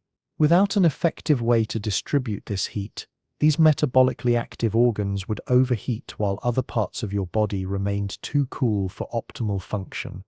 Blood solves this thermal challenge through its remarkable heat capacity, its ability to absorb and transport significant amounts of thermal energy without dramatic temperature changes. Water, which makes up the majority of plasma, has one of the highest heat capacities of any naturally occurring substance. This means that blood can absorb considerable amounts of heat from metabolically active organs without becoming dangerously hot itself. then transport this thermal energy throughout your body where it can warm cooler tissues or be released to the environment. As blood flows through your liver, your heart muscle, and your working skeletal muscles, it absorbs the excess heat generated by their intense metabolic activities. Think of blood as thermal sponges, soaking up this heat and preventing these vital organs from overheating. This heated blood then travels through your circulatory system, gradually releasing its thermal energy to cooler parts of your body, ensuring that your core temperature remains stable even when different organs are working at vastly different metabolic rates. The distribution of this absorbed heat isn't random. Your circulatory system can direct more warm blood to areas that need heating and redirect it away from areas that need cooling. When you're in a cold environment, blood vessels near your skin's surface constrict, redirecting warm blood away from areas where heat would be lost to the environment and keeping it circulating through your core organs where warmth is most needed. This vasoconstriction is why your fingers, toes, and nose can feel cold in winter weather. Blood flow to these extremities is reduced to conserve core temperature. Conversely, when you need to release heat, perhaps after exercise or in a warm environment, blood vessels near your skin surface dilate, allowing more warm blood to flow close to your body's surface, where heat can be transferred to the cooler air around you. This vasodilation is why your skin may appear flushed and feel warm when you're overheated. Increased blood flow to surface vessels brings more thermal energy close to your skin where it can dissipate into the environment. This vascular control represents one of your body's most immediate and effective temperature regulation mechanisms. The smooth muscle cells in your blood vessel walls can contract or relax within seconds in response to thermal needs, instantly redirecting blood flow to optimize heat distribution throughout your body. This process happens automatically through neural and hormonal controls that sense temperature changes and adjust circulation accordingly, requiring no conscious thought or effort from you.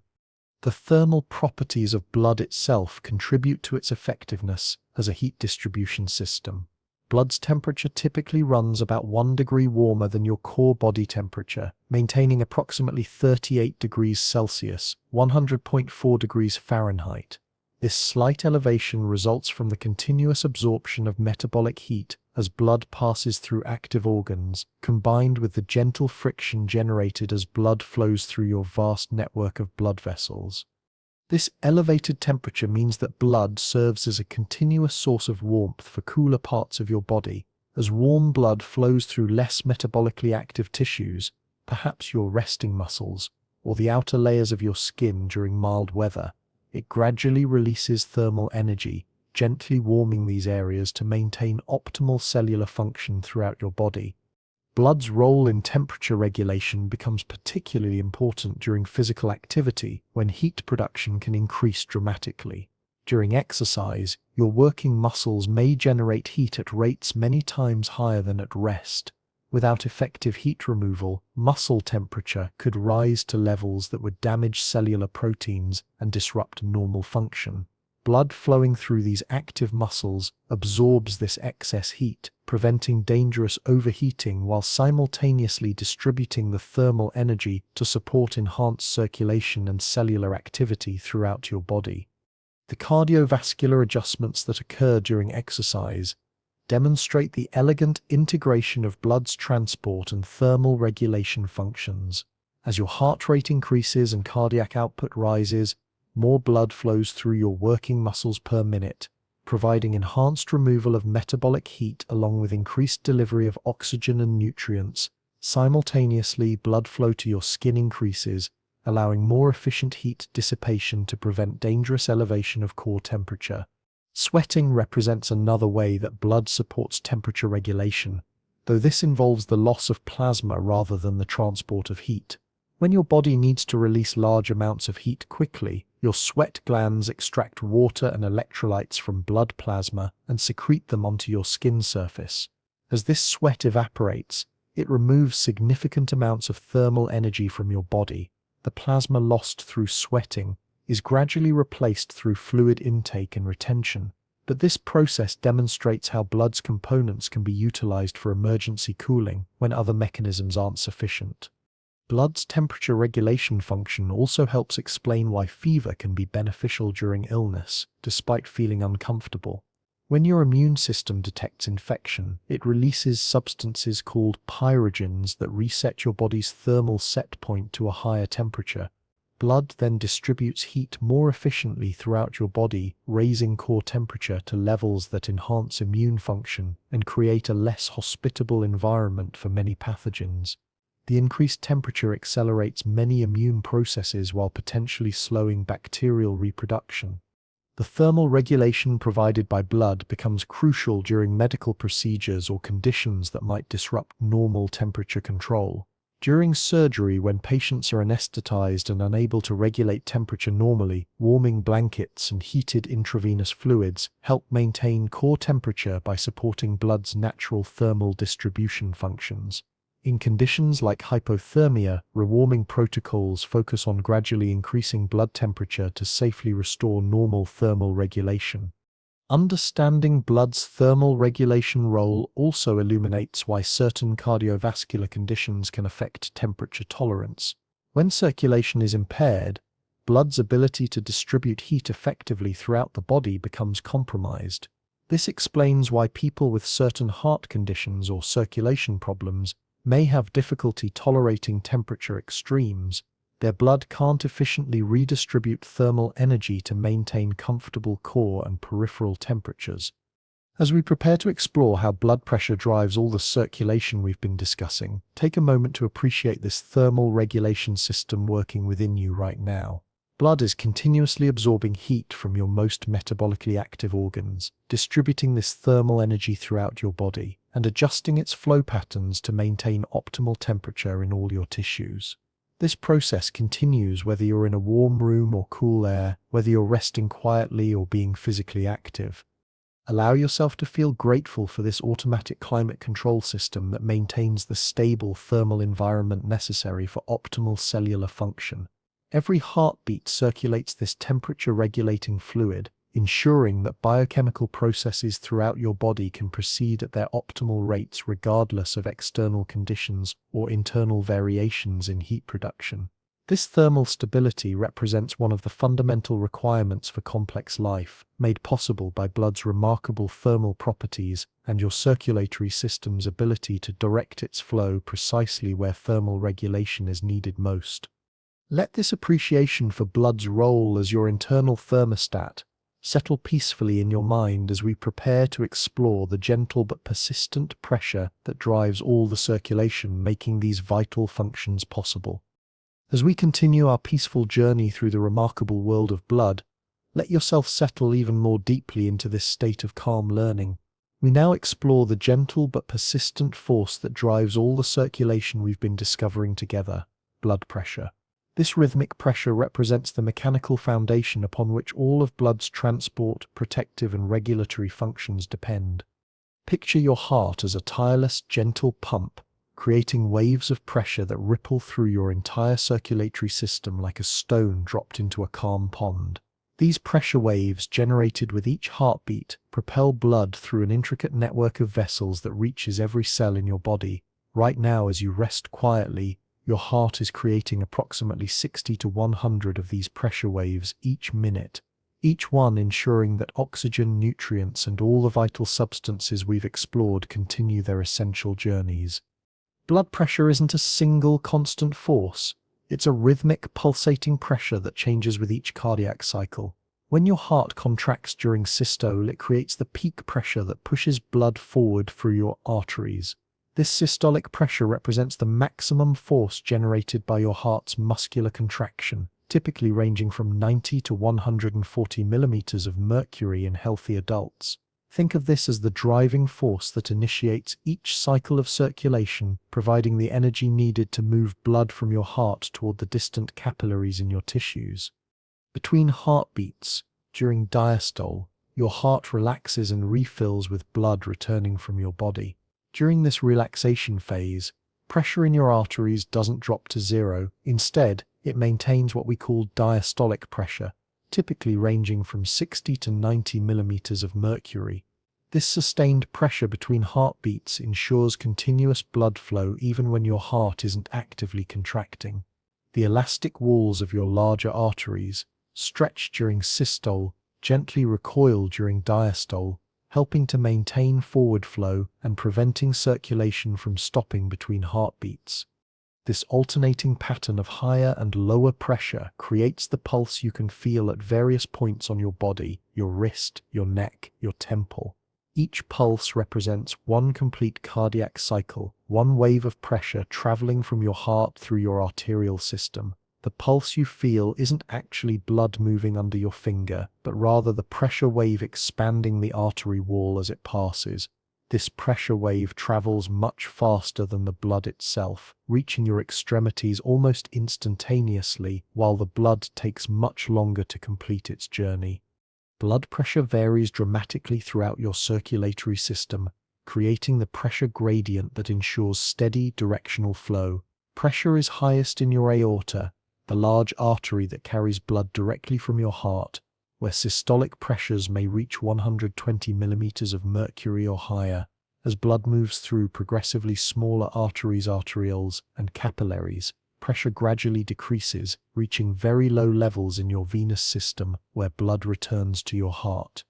This pressure gradient is essential for proper circulation. Just as water flows downhill from areas of high pressure to areas of low pressure, blood flows from the high-pressure arterial system through the intermediate pressure capillary beds to the low-pressure venous system. Without adequate pressure differences, blood would not flow consistently in the proper direction, and the transport functions we've explored would become ineffective. The capillary beds represent a particularly important region where pressure plays a crucial role in the exchange of materials between blood and tissues. Capillary pressure must be high enough to drive the filtration of plasma and dissolved substances out of blood vessels and into tissue spaces, where cells can access nutrients and oxygen. Simultaneously, it must not be so high as to cause excessive fluid loss or damage to delicate capillary walls.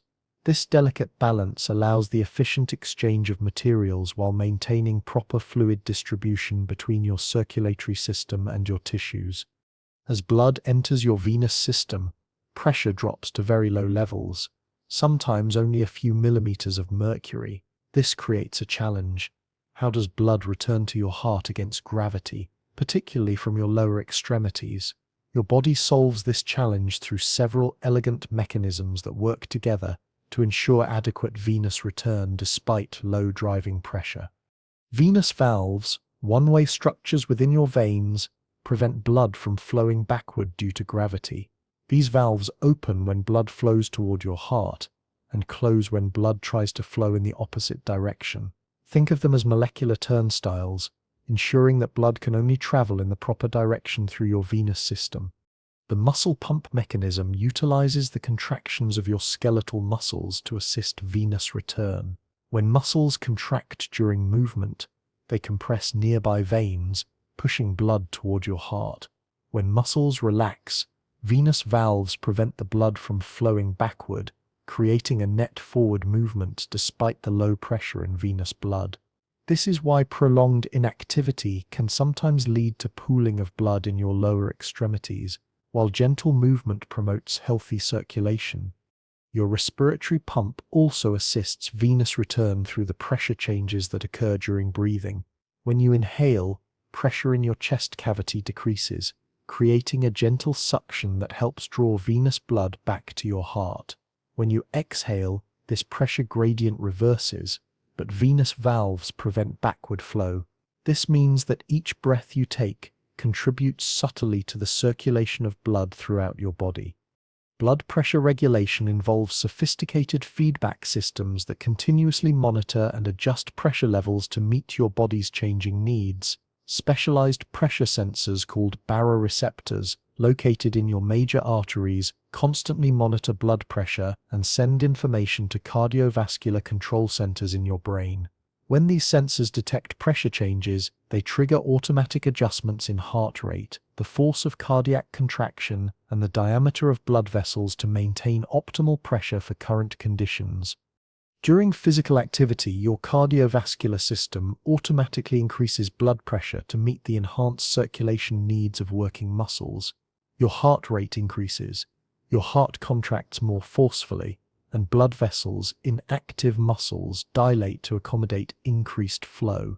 These adjustments happen without conscious thought, ensuring that increased metabolic demands are met with appropriately enhanced circulation.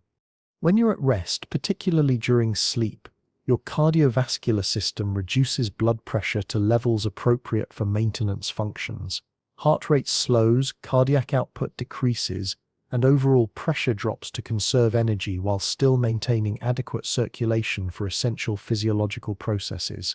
This nocturnal reduction in blood pressure allows your cardiovascular system to rest and recover while continuing to meet your body's basic needs.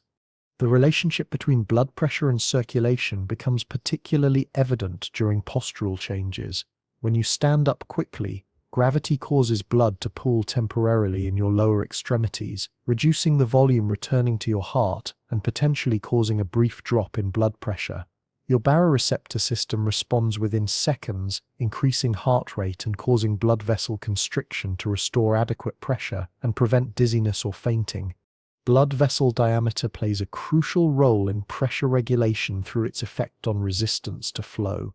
Small changes in the diameter of arterioles, the smallest arteries, can have dramatic effects on blood pressure and flow distribution.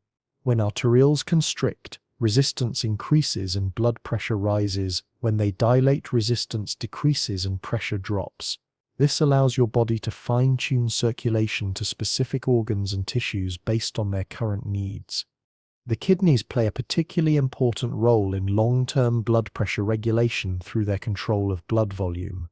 When blood pressure is too high, your kidneys can increase fluid excretion, reducing blood volume and thereby reducing pressure.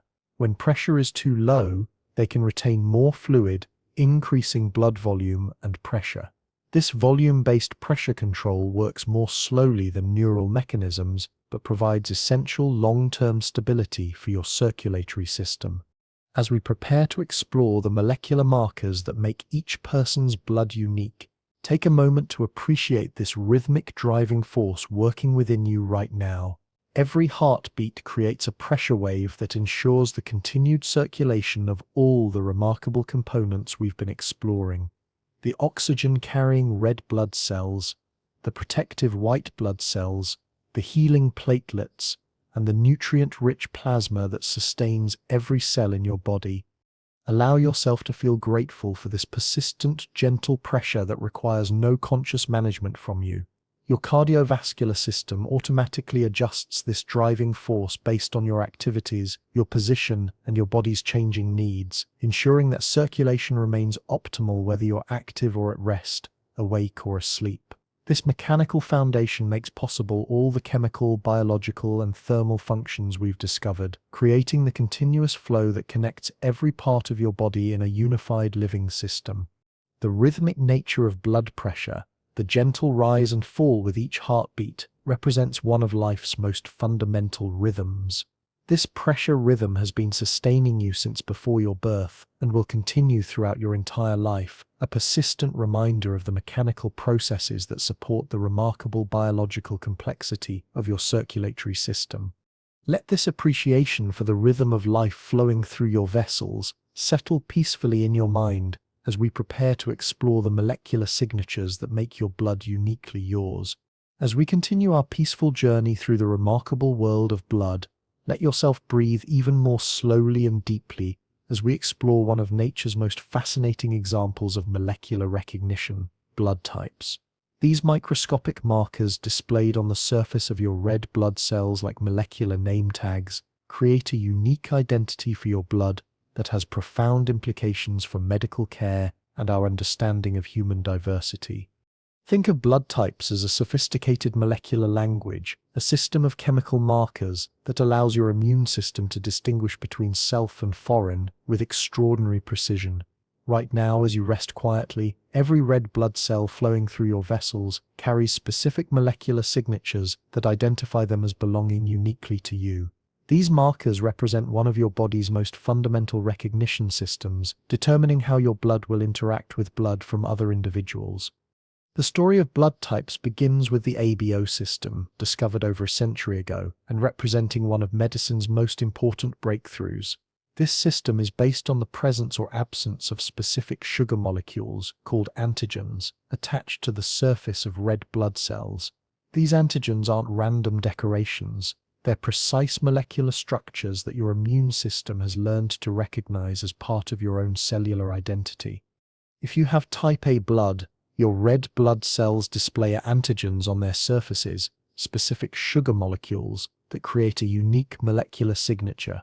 Your immune system recognizes these antigens as self and will not attack red blood cells that carry them. However, this same immune system has learned to recognize B antigens, which you don't possess, as foreign and potentially dangerous.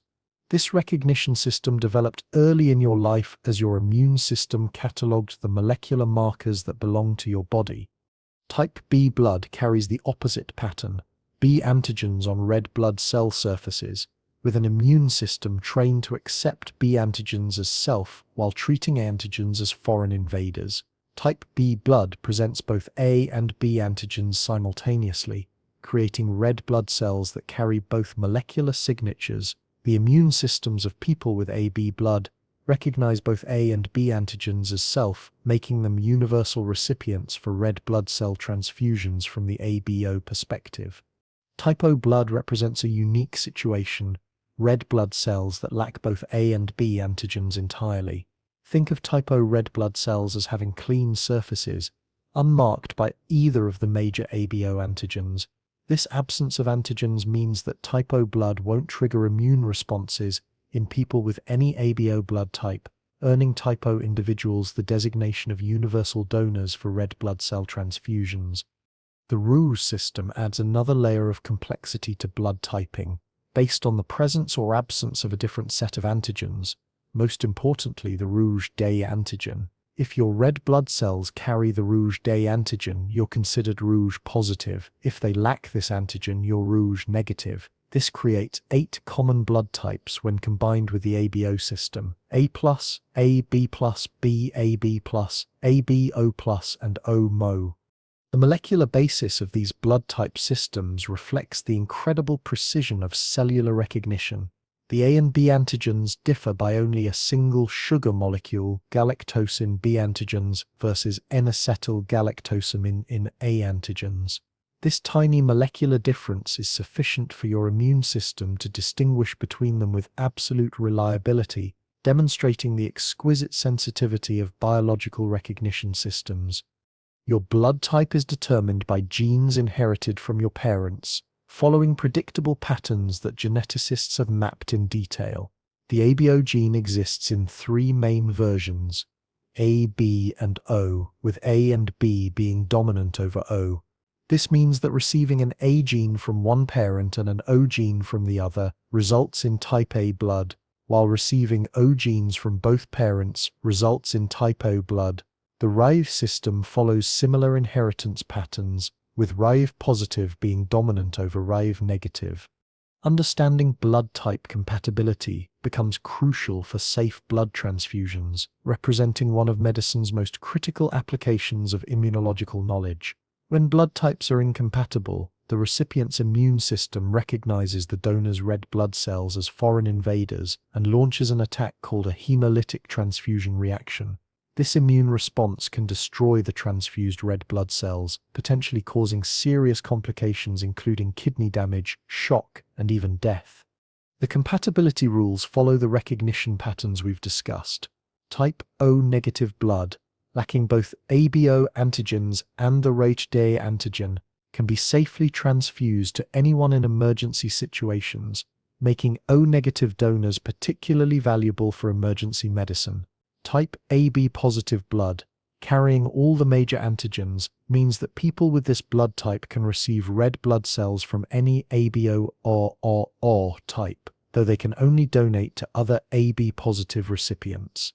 Beyond the major ABO and rouge systems, scientists have identified hundreds of other blood group systems, each based on different molecular markers present on red blood cell surfaces. Systems like Duffy, Kidd, Lewis, and MNS represent additional layers of molecular diversity that can become important in specific medical situations, particularly for patients who require multiple transfusions over time. The plasma component of blood compatibility follows opposite rules from red blood cell compatibility. While type O individuals can donate red blood cells to anyone, their plasma contains antibodies against both A and B antigens, making type O plasma compatible only with other type O recipients. Conversely, type OB plasma lacks antibodies against A or B antigens, making it compatible with recipients of any ABO type. This antibody pattern in plasma develops naturally during early life through exposure to environmental substances that resemble blood-type antigens. Your immune system encounters A-like or B-like molecules in food, bacteria, and other environmental sources, and if these molecules differ from your own blood-type antigens, your immune system produces antibodies against them. This natural antibody production ensures that by adulthood, your plasma contains antibodies against any ABO antigens you don't possess on your own red blood cells. Blood typing has revolutionized not only transfusion medicine, but also organ transplantation, where compatibility extends beyond blood types to include tissue compatibility markers called HLA, human leukocyte antigens. These systems work together to determine whether transplanted organs will be accepted or rejected by recipient immune systems, highlighting the broader importance of molecular recognition in modern medicine. The distribution of blood types varies among different populations worldwide, reflecting human migration patterns and evolutionary history. Type O blood is most common globally, found in about 45% of people, while AB blood is relatively rare at about 4% of the population. These frequency differences have important implications for blood banking and medical planning in different regions of the world. Recent research has revealed that blood types may influence susceptibility to certain diseases and health conditions, though the mechanisms aren't always fully understood. Some studies suggest that certain blood types may be associated with different risks for cardiovascular disease, certain infections or blood clotting disorders, though these associations represent statistical trends rather than individual predictions. As we prepare to explore what happens when blood's delicate systems need medical support, take a moment to appreciate this remarkable molecular recognition system operating within you right now.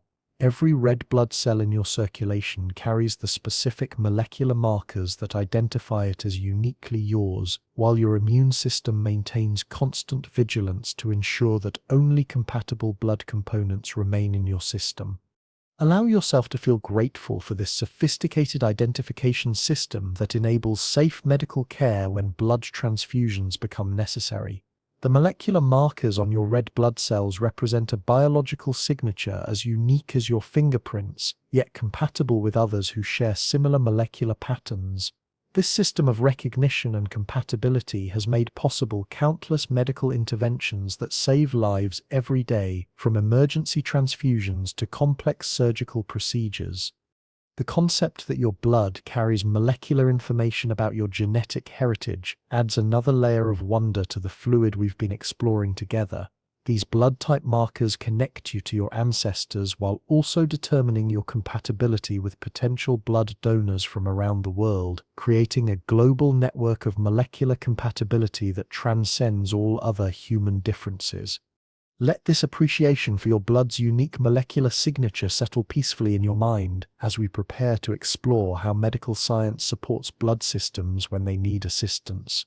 As we continue our gentle journey through the remarkable world of blood, let yourself settle even more deeply into this peaceful state of learning. We now turn our attention to what happens when blood's delicate systems encounter challenges that require medical support.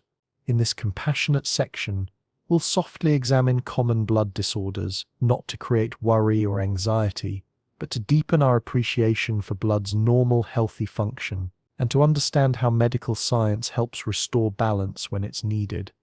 Think of blood disorders as disruptions in the elegant harmony we've been exploring together. Just as a symphony occasionally requires the conductor to adjust tempo, or bring certain instruments back into balance. Your blood systems sometimes need medical guidance to restore their optimal function. These conditions affect millions of people worldwide, and understanding them helps us appreciate both the complexity of normal blood function and the remarkable advances in medical care that help people live healthy, fulfilling lives even when their blood systems need support. Let us begin by gently exploring anemia, a condition where the blood's oxygen carrying capacity becomes reduced below optimal levels. Picture anemia as your circulatory system running with fewer delivery trucks than needed. The transport network continues to function, but it cannot carry as much oxygen as your tissues require for optimal energy production. This condition affects hundreds of millions of people globally, yet with proper understanding and care, most forms of anemia can be effectively managed. The most common form, iron deficiency anemia, occurs when your body lacks sufficient iron to produce adequate amounts of healthy hemoglobin. Remember our earlier exploration of hemoglobin, that remarkable protein within red blood cells that carries oxygen through iron atoms at its core. When iron supplies become insufficient, your bone marrow cannot manufacture enough functional hemoglobin, resulting in red blood cells that are smaller than normal and carry less oxygen than they should. This condition often develops gradually, and your body initially compensates remarkably well.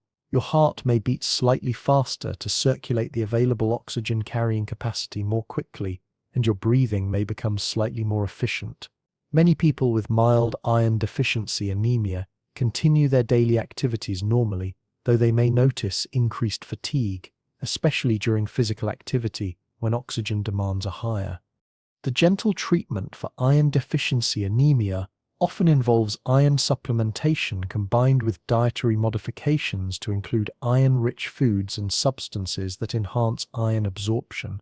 Your body responds to these interventions by gradually increasing hemoglobin production, restoring oxygen carrying capacity over a period of weeks to months. This represents a beautiful example of how supporting your body's natural processes can restore optimal function when temporary imbalances occur. We'll softly explore other forms of anemia as well, including those caused by vitamin deficiencies, chronic diseases, or genetic factors. Vitamin B12 and folate deficiencies can prevent your bone marrow from producing normal red blood cells, resulting in larger but less effective cells that cannot carry oxygen efficiently. Chronic kidney disease can reduce production of erythropoietin, the hormone that stimulates red blood cell production, while certain autoimmune conditions can interfere with iron absorption or utilization. Let us now turn our attention to conditions affecting the white blood cells we met earlier, those silent guardians that protect your health. Leukemia represents a group of conditions where abnormal white blood cells multiply excessively, disrupting the normal balance within your blood and bone marrow. Think of leukemia as a miscommunication within your blood cell production system, where the normal controls that regulate cell division and maturation become disrupted. Rather than focusing on the challenges these conditions present, we'll gently explore how modern medicine has developed sophisticated treatments that work with your body's natural healing capabilities. Many forms of leukemia now respond well to targeted therapies that specifically address the cellular miscommunications causing abnormal cell growth, while preserving normal blood cell production as much as possible. This section will softly discuss how treatments like chemotherapy, immunotherapy, and stem cell transplantation represent ways of resetting your blood cell production system, allowing healthy stem cells to re-establish normal blood cell manufacturing. These treatments often achieve remarkable success, with many people returning to completely normal lives after treatment completion. We'll explore clotting disorders with the same gentle, hopeful perspective, understanding conditions where the elegant three-step hemostasis process we explored earlier becomes imbalanced. Some conditions, like hemophilia, affect the coagulation cascade we discovered, preventing normal clot formation when blood vessels are injured. Other conditions create the opposite problem, with excessive clotting that can block blood vessels inappropriately. Hemophilia beautifully illustrates how understanding blood's normal function leads to effective treatments. When specific clotting factors are deficient or absent, medical science can provide factor replacement therapy, essentially supplying the missing molecular tools that enable normal clot formation. People with hemophilia can live active, normal lives when they have access to appropriate factor replacement, demonstrating how supporting natural processes can overcome genetic variations. The section will gently explore how conditions affecting platelet function or number can be managed through various approaches, from medications that support platelet production to treatments that help platelets function more effectively. We'll discover how understanding the normal role of platelets, those gentle healers we met earlier, has led to treatments that preserve their essential functions while addressing any imbalances. Throughout this exploration, we'll emphasize how blood disorders have driven many of medicine's most important advances. The need to understand and treat anemia led to the discovery of vitamins and their roles in cellular metabolism. Research into leukemia contributed to the development of targeted cancer therapies that benefit people with many different conditions. Studies of clotting disorders have resulted in both treatments for bleeding problems and medications that prevent dangerous blood clots. We'll softly discuss how modern diagnostic capabilities allow healthcare providers to identify blood disorders early, often before symptoms become severe. Simple blood tests can reveal changes in cell counts, hemoglobin levels, and clotting function that indicate when systems need support. This early detection enables gentle interventions that can prevent more serious complications while supporting your body's natural healing and adaptation capabilities. The section will explore how lifestyle factors can support healthy blood function, from adequate nutrition that provides the building blocks for blood cell production to regular physical activity that promotes healthy circulation.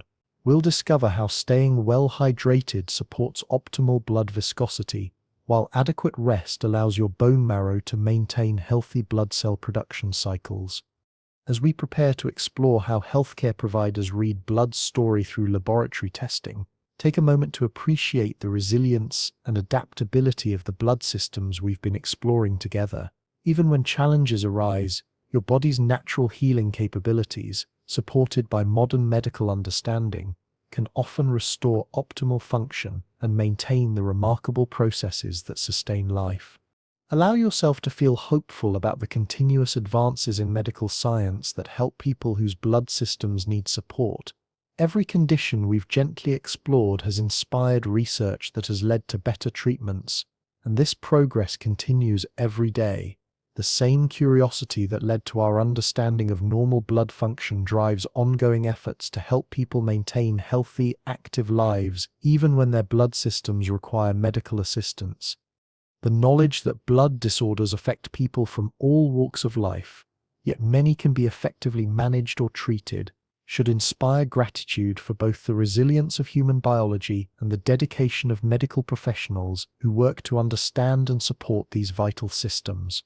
This understanding helps us appreciate not only the remarkable complexity of normal blood function, but also the ways that medical science can partner with your body's natural healing capabilities to maintain health and vitality. Let this appreciation for both the complexity of blood disorders and the hope offered by modern medical care settle peacefully in your mind as we prepare to explore how simple laboratory tests can reveal the remarkable story your blood tells about your health.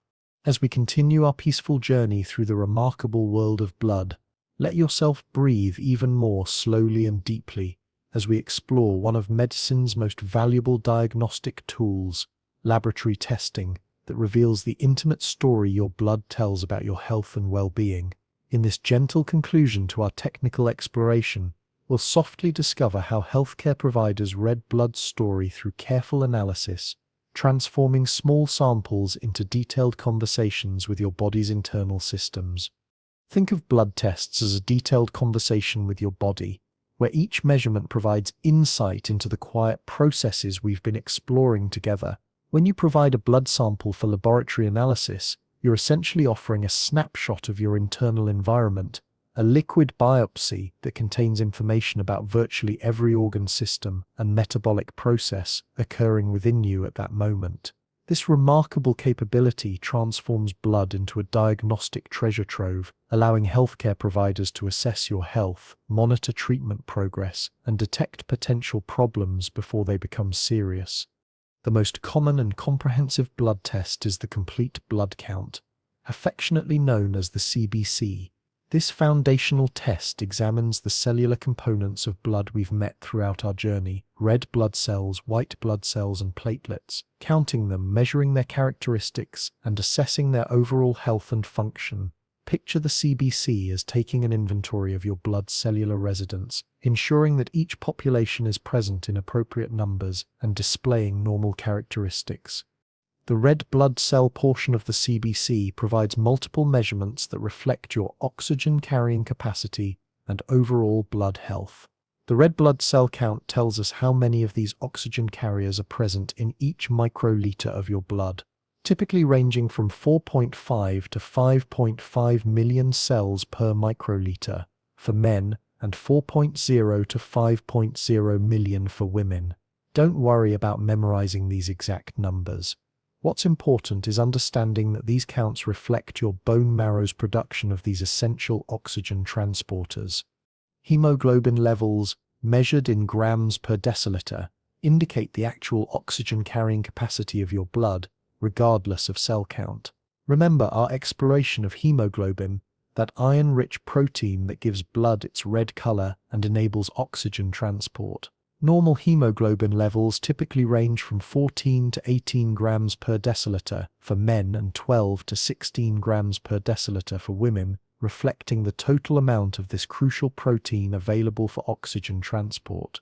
Hematocrit represents the percentage of your blood volume occupied by red blood cells, providing insight into the proportion of cellular components versus plasma in your circulation.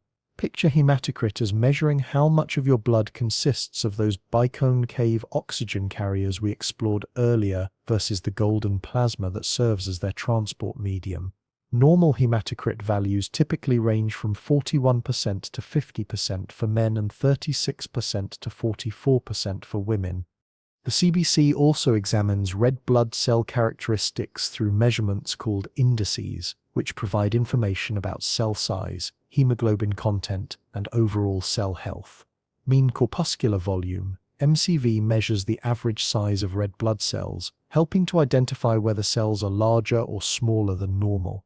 Mean corpuscular hemoglobin, MCH, and mean corpuscular hemoglobin concentration, MCHC, assess how much hemoglobin each cell contains, providing insights into iron status and hemoglobin production efficiency. White blood cell analysis through the CBC includes both total white blood cell count and a differential count that breaks down the percentages of different white blood cell types.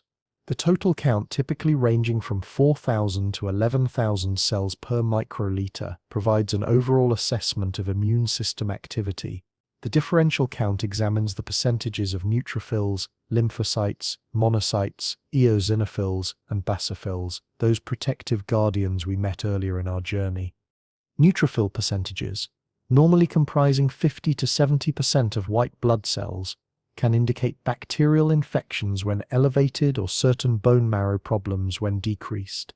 Lymphocyte percentages, typically 20 to 30% of white blood cells, may rise during viral infections or certain immune system conditions. The percentages of other white blood cell types provide additional insights into immune function, allergic responses, and various disease processes. Platelet analysis completes the cellular portion of the CBC, counting those tiny cellular fragments we discovered as gentle healers in our earlier exploration. Normal platelet counts typically range from 150,000 to 400,000 per microliter, ensuring adequate numbers of these repair specialists are available for hemostasis when needed. The CBC may also provide information about platelet size and characteristics, offering insights into platelet production and function. Beyond the CBC, comprehensive metabolic panels examine the chemical composition of your blood plasma, revealing information about organ function, metabolism, and chemical balance. These tests analyze the dissolved substances we explored earlier: glucose, electrolytes, proteins, and waste products, providing insights into how well your organs are performing their essential functions.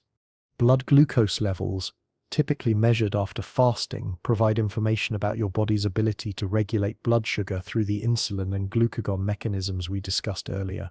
Normal fasting glucose levels usually range from 70 to 100 milligrams per deciliter, reflecting optimal balance between glucose production, consumption, and storage. Elevated levels may indicate problems with insulin production or function, while low levels might suggest issues with glucose production or excessive consumption. Electrolyte measurements examine the sodium, potassium, chloride, and carbon dioxide levels that maintain proper cellular function and acid-base balance.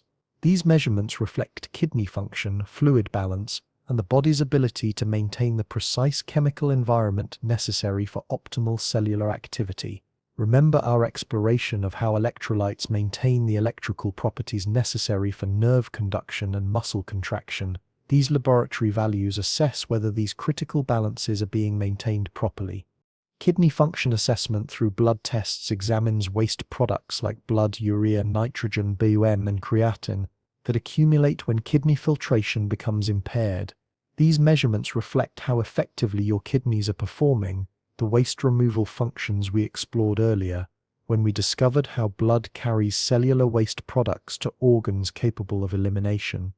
Liver function tests examine enzymes and proteins produced by your liver, providing insights into this crucial organ's ability to process the substances carried by blood. Tests like alanine aminotransferase, ALT, and aspartate aminotransferase, AST, measure enzymes that leak from liver cells when they're damaged, while albumin and total protein levels reflect the liver's synthetic functions we discussed when exploring plasma proteins. Lipid panels analyze the cholesterol and triglyceride levels in your blood, examining the lipoproteins we discovered earlier that transport fats through your aqueous plasma. These tests provide insights into cardiovascular risk by assessing the balance between different types of cholesterol transporters and overall lipid metabolism. Thyroid function tests examine hormone levels that reflect the activity of your thyroid gland, including thyroid-stimulating hormone TSH and thyroid hormones T3 and T4. Remember our exploration of how blood serves as a communication network, carrying hormones between organs. These tests assess whether thyroid hormone communication is functioning optimally. Inflammatory markers like C-reactive protein, CRP, and erythrocyte sedimentation rate, ESR, provide information about inflammatory processes occurring throughout your body. These tests don't identify specific conditions, but rather indicate whether your immune system is responding to injury, infection, or other inflammatory stimuli. Coagulation studies assess the clotting mechanisms we explored in our section on hemostasis, measuring how quickly and effectively your blood can form clots when needed. Tests like prothrombin time PT and partial thromboplast in time PTT evaluate different aspects of the coagulation cascade, ensuring that the elegant three-step process of hemostasis is functioning properly. Specialized tests can examine specific aspects of blood function in greater detail when needed. Vitamin B12 and folate levels assess whether adequate nutrients are available for healthy red blood cell production. Iron studies examine iron stores, transport, and utilization, providing detailed insights into iron deficiency, anemia, or iron overload conditions. Hemoglobin electrophoresis can identify genetic variations in hemoglobin structure that affect oxygen transport. The beauty of laboratory testing lies in how these individual measurements combine to tell comprehensive stories about health and disease. A healthcare provider doesn't typically look at single values in isolation, but rather examines patterns and relationships between different measurements to understand what your blood is revealing about your overall health status. As we prepare to explore how blood changes throughout the human lifespan, take a moment to appreciate how these laboratory measurements transform the invisible processes we've been exploring into concrete, measurable information. The same red blood cells, white blood cells, platelets, and plasma components we've met throughout our journey become quantifiable data that can guide medical decisions and monitor health over time. Allow yourself to feel grateful for the sophisticated analytical capabilities that can transform a small blood sample into detailed information about the remarkable systems sustaining your life. These measurements represent windows into the cellular and molecular processes occurring within you, providing healthcare providers with the information needed to support your health and detect problems before they become serious. The concept that your blood tells such a complete story about your internal environment adds another layer of wonder to the fluid we've been exploring together. Every laboratory value reflects the activities of specific organs, the balance of metabolic processes, and the overall harmony of the systems that maintain your health and vitality.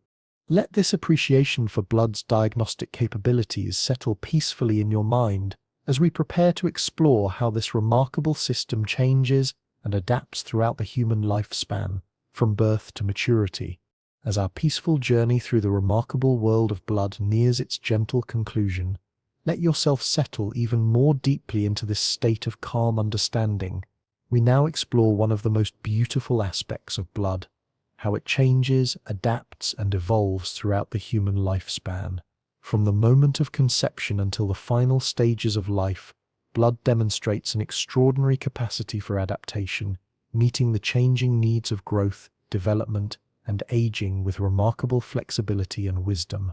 The story of blood throughout life begins even before birth, in the earliest stages of human development. During those quiet weeks in the womb, blood takes on characteristics perfectly suited for life before breathing begins. Fetal blood differs fundamentally from adult blood, containing specialized hemoglobin that has a higher affinity for oxygen than the hemoglobin we explored earlier. Think of fetal hemoglobin as being designed with a stronger grip on oxygen molecules, ensuring efficient transfer across the placenta from maternal circulation to the developing baby. This fetal hemoglobin, designated HEP, represents nature's perfect adaptation for intrauterine life. While adult hemoglobin readily releases oxygen when it encounters the slightly acidic, carbon dioxide-rich environment of working tissues, fetal hemoglobin holds onto oxygen more tenaciously.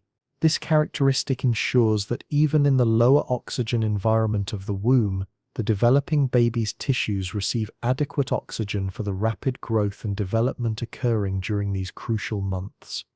The transition from fetal to adult hemoglobin begins even before birth and continues gradually throughout the first year of life.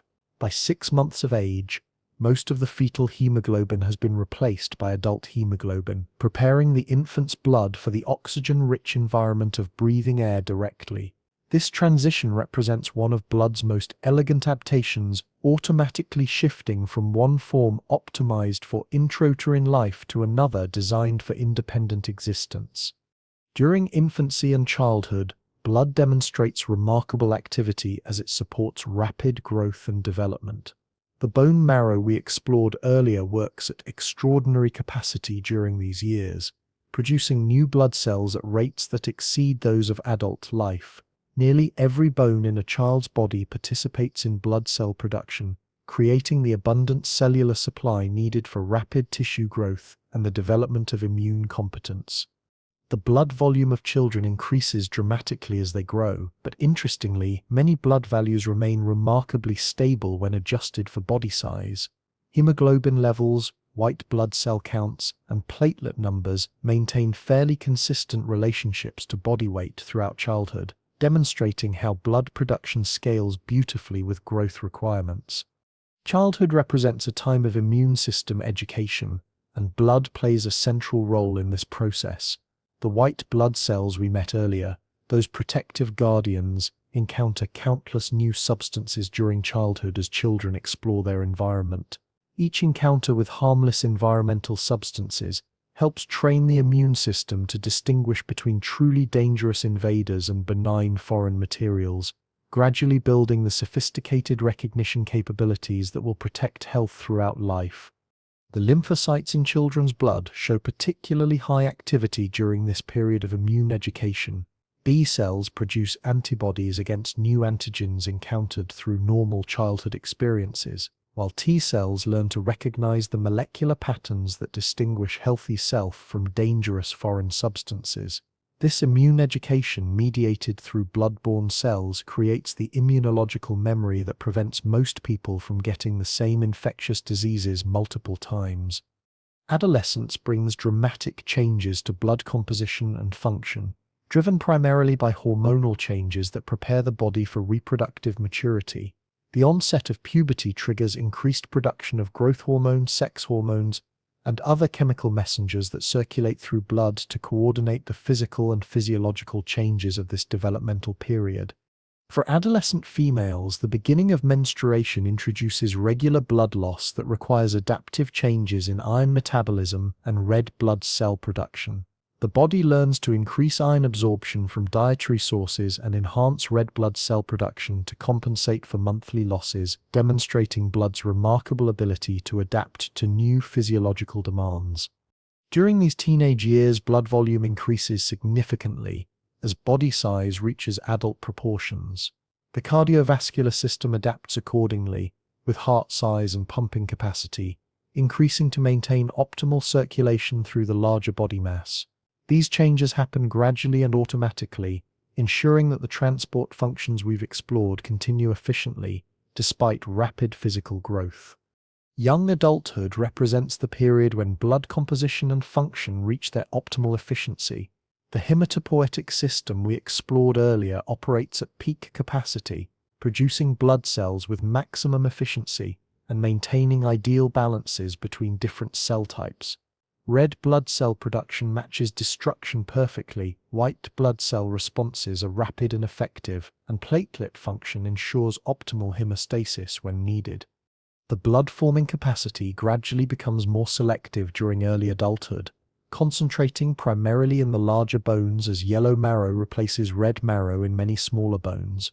This transition doesn't reduce blood-forming capacity, but rather concentrates it in locations where it can operate most efficiently throughout adult life.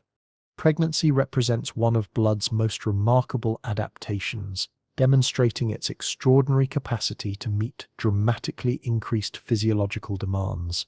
During pregnancy, blood volume increases by approximately 40 to 50%, requiring massive increases in plasma production and red blood cell manufacturing. The heart adapts by increasing its output, while the bone marrow enhances production of all blood cell types to meet the needs of both mother and developing baby. The composition of pregnant blood also changes to support fetal development and prepare for delivery. Clotting factors increase to reduce bleeding risk during delivery, while certain nutrients like iron and folate are prioritized for transport to the developing fetus. These changes happen automatically, guided by hormonal signals that coordinate the mother's physiology with the needs of pregnancy. As we move into middle age and beyond, blood systems demonstrate continued adaptability while showing subtle signs of the aging process. Red blood cell production remains adequate, but may become slightly less efficient, while white blood cell responses may become somewhat less rapid and intense. These changes happen so gradually that they rarely interfere with normal daily activities, representing natural adaptations to the aging process rather than pathological changes. The bone marrow's blood-producing capacity shows remarkable resilience throughout life, maintaining adequate production of all blood cell types well into advanced age. While the total volume of active bone marrow may decrease somewhat, the remaining marrow compensates by increasing its productivity per unit volume. This adaptation ensures that blood cell production continues to meet physiological needs throughout the human lifespan. Older adults may experience subtle changes in blood composition that reflect the accumulated effects of decades of life experience. Iron stores may increase gradually over time, while certain vitamins may require more attention to maintain optimal levels. The immune system's memory, carried by long-lived lymphocytes in blood, may contain antibodies against dozens of different infectious agents encountered over a lifetime, creating a vast library of immunological experience. The transport functions of blood remain remarkably stable throughout life, continuing to deliver nutrients, remove wastes, and carry chemical messages with efficiency that supports active, healthy living well into advanced age.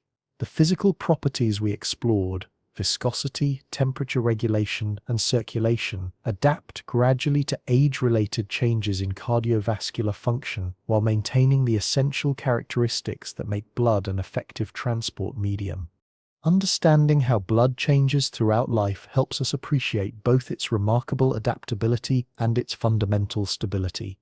The same basic processes that sustain a newborn also sustain an elderly person, adapted and refined through decades of faithful service. The red blood cells carrying oxygen, the white blood cells protecting against infection, the platelets preventing bleeding, and the plasma carrying nutrients all continue their essential work throughout the entire human lifespan. As we prepare to explore the future possibilities that may enhance blood's natural capabilities, take a moment to appreciate this lifelong adaptation that's occurring within you right now. The blood flowing through your vessels has already adapted to your current stage of life, meeting your body's needs with the wisdom accumulated through millions of years of evolutionary refinement and your own lifetime of experience. Allow yourself to feel grateful for blood's remarkable capacity to grow with you, adapt to your changing needs, and continue its vital work regardless of your age or stage of life. This adaptability ensures that the complex transport, protective, and regulatory functions we've explored together will continue to serve you throughout your entire lifetime, adjusted and refined to meet whatever challenges and opportunities life may bring. Let this appreciation for blood's lifelong adaptability settle peacefully in your mind as we prepare to explore the exciting possibilities that future medical advances may bring to support and enhance these remarkable natural systems. As our peaceful journey through the remarkable world of blood draws toward its gentle conclusion, let yourself settle into this final state of calm learning. We now turn our attention toward the future, not with excitement or urgency, but with quiet hope and wonder at the remarkable advances that may soon enhance blood's natural healing capabilities. In this closing exploration, we'll softly discover how scientists and medical researchers are working to understand blood even more deeply, developing therapies that partner with the extraordinary systems we've been exploring together. Think of these future possibilities, not as dramatic departures from nature's design, but as humanity's growing partnership with blood's inherent wisdom. Every advance in blood science builds upon the fundamental processes we've discovered: the gentle oxygen transport of red blood cells, the protective vigilance of white blood cells, the healing dedication of platelets, and the sophisticated chemistry of plasma. Future therapies seek to support, enhance, and sometimes restore these natural capabilities when they need assistance. One of the most promising areas of advancement lies in regenerative medicine, particularly the use of stem cells to enhance blood's natural renewal capabilities. Remember our exploration of the bone marrow, that hidden factory where all blood cells begin their lives from pluripotent stem cells.